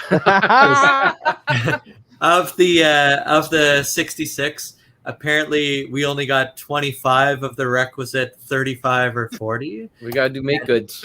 Yeah. Now now some of us did better than others. So, and it could be I might need to double check the nationalities on some of these, but according to my calculations, Mike, you had 4 Canadian artists. So you're good. Rob, you had 6, so you're just fine. Kevin 2, Sarah 4, Meat with the goose egg, and me with just 1. The goose egg. I think Eddie Van Halen's half Canadian. 0. Yeah, he's Dutch, but whatever. I was all American. Yeah. All American. Well, you could argue Van Halen's Dutch, but you'd probably fail. Trevor Giordot calling out the Headstones, Gowan, Helix, LOL, and Steve Earle. Yeah, that's right. Steve Helix Earle, Hall. Guitar Town almost made my list. Almost. Very close. Guitar Town. And he also mentions a band that, you know what, that first album is pretty solid. Yeah. Man, there's some. Well, I got one right now for that is shocking. Nobody said. Led Zeppelin. Oh, that's okay, right. So my runners up include Led Zeppelin, include Boston, AC/DC. Oh, okay. I knew someone was going to bring that up. Here we go, but Mike. you'd have to pick the Australian versus the US. Oh, you made fun of this. Here we go. Yeah. This is not their first album. Yeah. See, I came prepared. This is not the first album. Yeah. This is a combo of this. Yeah. Well, There you if you made me pick one or the other, I would just go with whichever one you think is their first, because I love all that early shit. I love it all. This is not. It's not a great album. It's not. This is technically their first. I'm really impressed that you have all this, by the way. It's a fun cover. Ooh, look at this! Kind of a new record. Strong words. See, I would consider that like that's like a guy coming off of like a solo project, and he was part of a big band because he was the bass player for Van Halen. Fair point. Yeah. So. Anyway, those are some of the ones I was going to put on my runners-up list. I didn't bring my runners-up list with me. God, what were some of the other ones? Just bear with me a second here. I'm surprised. Frank Zappa. Oh. I briefly had CCR on my list, but that was one of the first ones that I ejected. The Cars was on my list at one point, runner up. And I actually Gowan. Trevor Giordot mentioned Gowan, and I did consider Gowan at one point. Yeah. You didn't have Gowan. I didn't have Gowan. Okay. Anyway, that was a great bunch of lists. I'm surprised though that there wasn't more Appetite for Destruction. That was I'm only not one surprised person. at all. I'm really not. Yeah. They just the only reason they didn't make my list is because they're Guns N' Roses. Yeah, I was kind of steering away from a lot of those kind of albums at the start, and then when I got towards the end, I'm like, I gotta put Black Sabbath. I gotta put, Yeah. you know. I honestly, I could have made a list of like unknown or like non-conventional and conventional. Yeah. We could have approached this any number of ways. Ooh, look at this Snowman. Snowman coming in with some one of the cool points stuff. in calling an album. One of the points in calling an album a debut means there's got to be albums after it. When you put out an album in 1988 and then put out 3 albums in the next 57 years, just go away. So, and I'm glad they sorry. went away. You know, I know it's great, but it's just a pet peeve of mine. Yeah.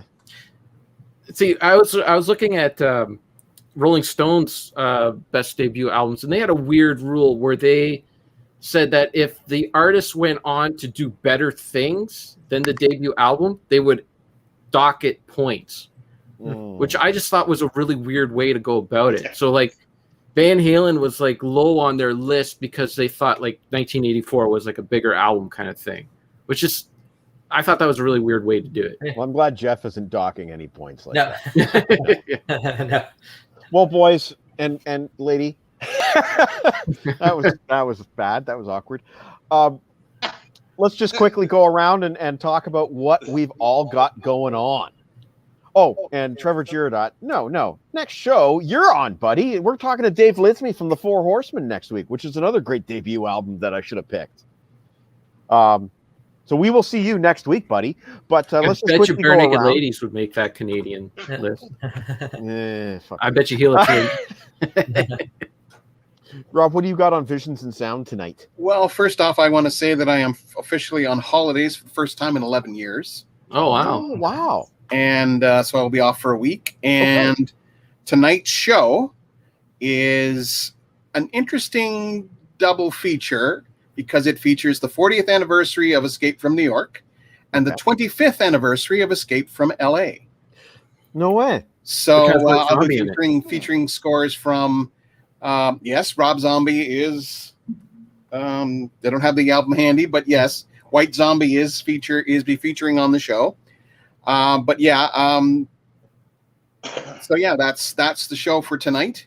And tune in 12 to 2 and 98.5 CKWR. There you go. And Kevin and Sarah, you guys are finishing up your Tragically Hip series. It feels like it's going on forever. I don't know if we're finishing up anytime soon. But we got the live. Right, the Fully Completely. The 2014 re-release of Fully Completely with the live show and a couple of bonus songs. So that's on Sunday. Then we have Man Machine Poem, their last album. Yeah. 2 Blu-rays to do. And then Saskadelphia. And then we're done. Yep. And you're getting close to the end of Bond as well. I think you just did Skyfall. Yeah, just did Skyfall, and I wrote Spectre today, so I might... that catch you up? Is that it? Tomorrow, and then that's it. And then there is an unofficial Bond, unofficial, like it's an unofficial Bond film called Never Say Never Again, but it has Sean Connery, who's like the most official Bond ever. So it's in a weird position, but we might do that one next week because it's on Crave TV. So, and then the new one's coming out. At the theater. You saw that in the theater? Saw that at the theater. Yeah. Wow. Was it a good time or a bad time? At the time it was, and I actually a couple of years ago somewhere I tried to watch it, and I got about half an hour in. I just couldn't do it, which is much better than what movie was it? I'm pretty sure it was GoldenEye, but it may have been another one with Pierce Brosnan. I tried one of those about 2 months ago, and I lasted about 10 minutes. If it's Die Another Day, that's like the worst one, like the worst Bond movie ever. I just remember in 10 minutes, I counted like 3 things and just like, no, fuck no. And it was done. Which is the one where Denise Richards plays like Christmas Jones or whatever? That's That one actually wasn't. That's the world is not enough. World is not enough. That one's actually not that bad. They kind of do a couple of different things, and it's just Denise Richard is really bad. The in it. cringeworthy line. Yeah, they had a lot of terrible Christmas sex puns. Right. In it. That's You can read all of these reviews on buriedonmars.com. Christmas comes more than once a year, or something like that. Yeah. That's the last line in the movie. It's terrible. Terrible. Sarah, you got anything else going on besides the ongoing Hip series? No, I mean, I haven't. I've just started. I just started playing video games again, and you might see a review or two on there, but I don't have anything ongoing. Well, Lana, oh yeah, major oversight there. You're right. I love that first Queen album. You know, I just don't have it. I've never listened to it. It's so good. I love Queen, and I have a bunch of their albums, but that one's just one of those albums that's always eluded me. Love their debut. That's another one that me and Tom Warwood were talking about. Yeah. So, Meat Man, you're in the midst of Sausage Fest preparation for late August. Yeah. We, every 5 years or so, we do a major Sausage Fest intro where we re-record an album. 5 years ago, we did The Wall. Yeah, I remember that. Let's just say that took about 800 hours. But this one is done. I'm very happy with it. Can't say what it is because LeBrain or no one else cannot know. Frankie Toms might be watching. Only one person has heard it, and his name is T-Bone. Oh, you fucking asshole, T-Bone. Because T-Bone and I have been talking back and forth about just techniques and just kind of bouncing. I've been bouncing some thoughts off of him of what to do. So just so you know, I'm not against the Open Door Pit song because I have a lot of respect for T-Bone. I just, I have to play. I have to play the what's the word I'm looking for here? You're the straight man to the Open Door Pits. There you go. Yeah. Even though I'm the one who did the Open Door pissing, somehow I'm the straight man now. but it's always better to be pissing straight. So that's a good thing. But there you go. Other than that, when we're done here, I'm gonna go. I'm gonna go try to buy a monkey, and that's about it. Okay. David Letterman reference. Totally. Okay, good. Jeff, what you got going on? Buried on Mars and Caught Me Gaming is Sarah and Kevin. Check them out. Buried on Mars, Caught Me Gaming, and Jeff is 1001 albums in 10 years. What do you got going on? The usual Sunday quizzes, and according to my spreadsheets, I've now heard all of those 1001 albums you must hear before you die. Now I just have to find something to say about the last 98 of them or so. That's not bad, man. That's pretty good. Yeah, so that was nice to I was worried I wouldn't be able to find some of them, but luckily as the project's gone on, it's been easier to track down these seemingly more obscure things. So it's nice to have heard them now. I just have to think of something to say. Excellent. What has been the one album of all those that has blown you away the most? Good question. The one probably I've listened to the most, the Zombies, Odyssey and Oracle. I've just loved but as for ones that that would probably be another whole top 11 list in itself. Yeah, no doubt. Yeah, totally. A good question. All right. Well, thank you, ladies and gentlemen. We got Rob Daniels at Visions and Sound, 98.5 CKWR tonight. Check out his show. We got Buried on Mars and Caught Me Gaming over there. Check out their stuff. Eric Litwiller is still in witness protection program, so you can't find him on the web. And Jeff, you can find him at 1001 albums in 10 years. What song do you guys want to hear as we go out? We got Victim of Changes, God's on the Radio, Next Plane to Vegas. I've already played God's on the Radio. I'll play another T-Bone song. Yeah. Okay. For T-Bone, we got Water from the Hose. We got we've already played ODP. We got Balls of Steel and Hotter to Hell. I haven't played Balls of Steel in a long time. Okay, we'll play. Even though Deke is not, I try to save that for Deke shows. Okay, well, but the hose one. The hose one's good. Okay, Water from the Hose. Yeah. Inspired by Mr. Andy Curran. Thank you guys for coming out tonight. And next week we'll have Trevor Girodot with Mr. Dave Lismy of the Four Horsemen. Can't wait. Okay, Water from the Hose. T-Bone Erickson to take us out. Thanks a lot, guys. We'll see you next time. Good time, everyone. Way to go. Take care. Good list. Ciao. Good times. Awesome.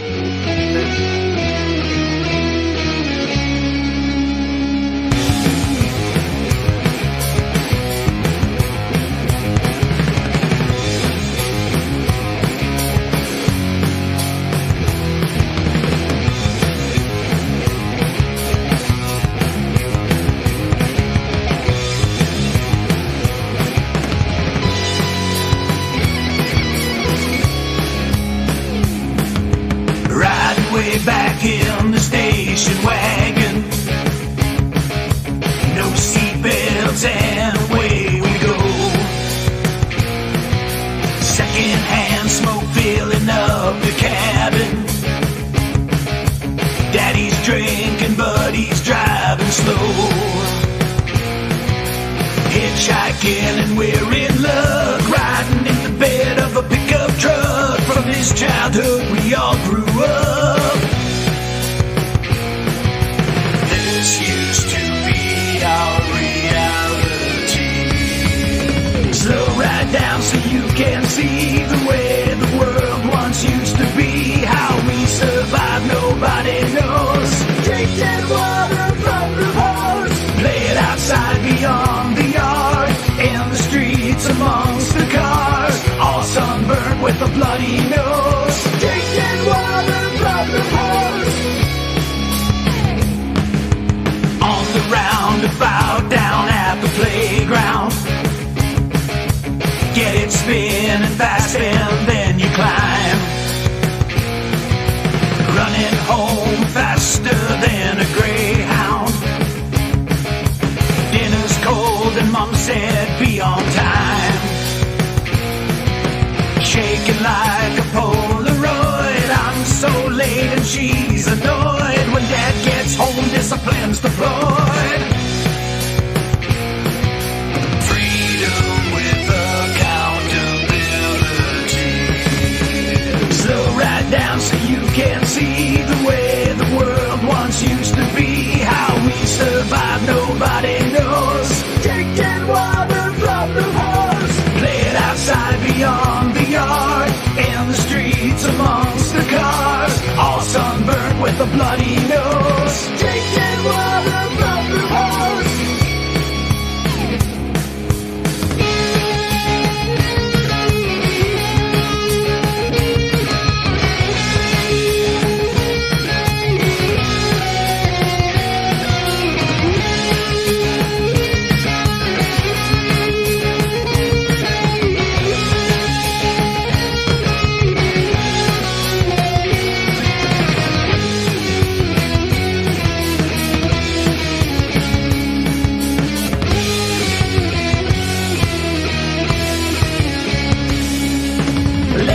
All over the halls, asbestos behind the walls, chicken pox and a running nose, drinking water from the hose, vaccine scars like tennis balls, boys had guns and girls had dolls, life was good, the story goes, drinking water from the hose, slow right down so you can see the way the world once used to be, how we survived nobody knows. Drinking water from the hose. Play it outside beyond the yard. In the streets amongst the cars. All sunburned with a bloody nose.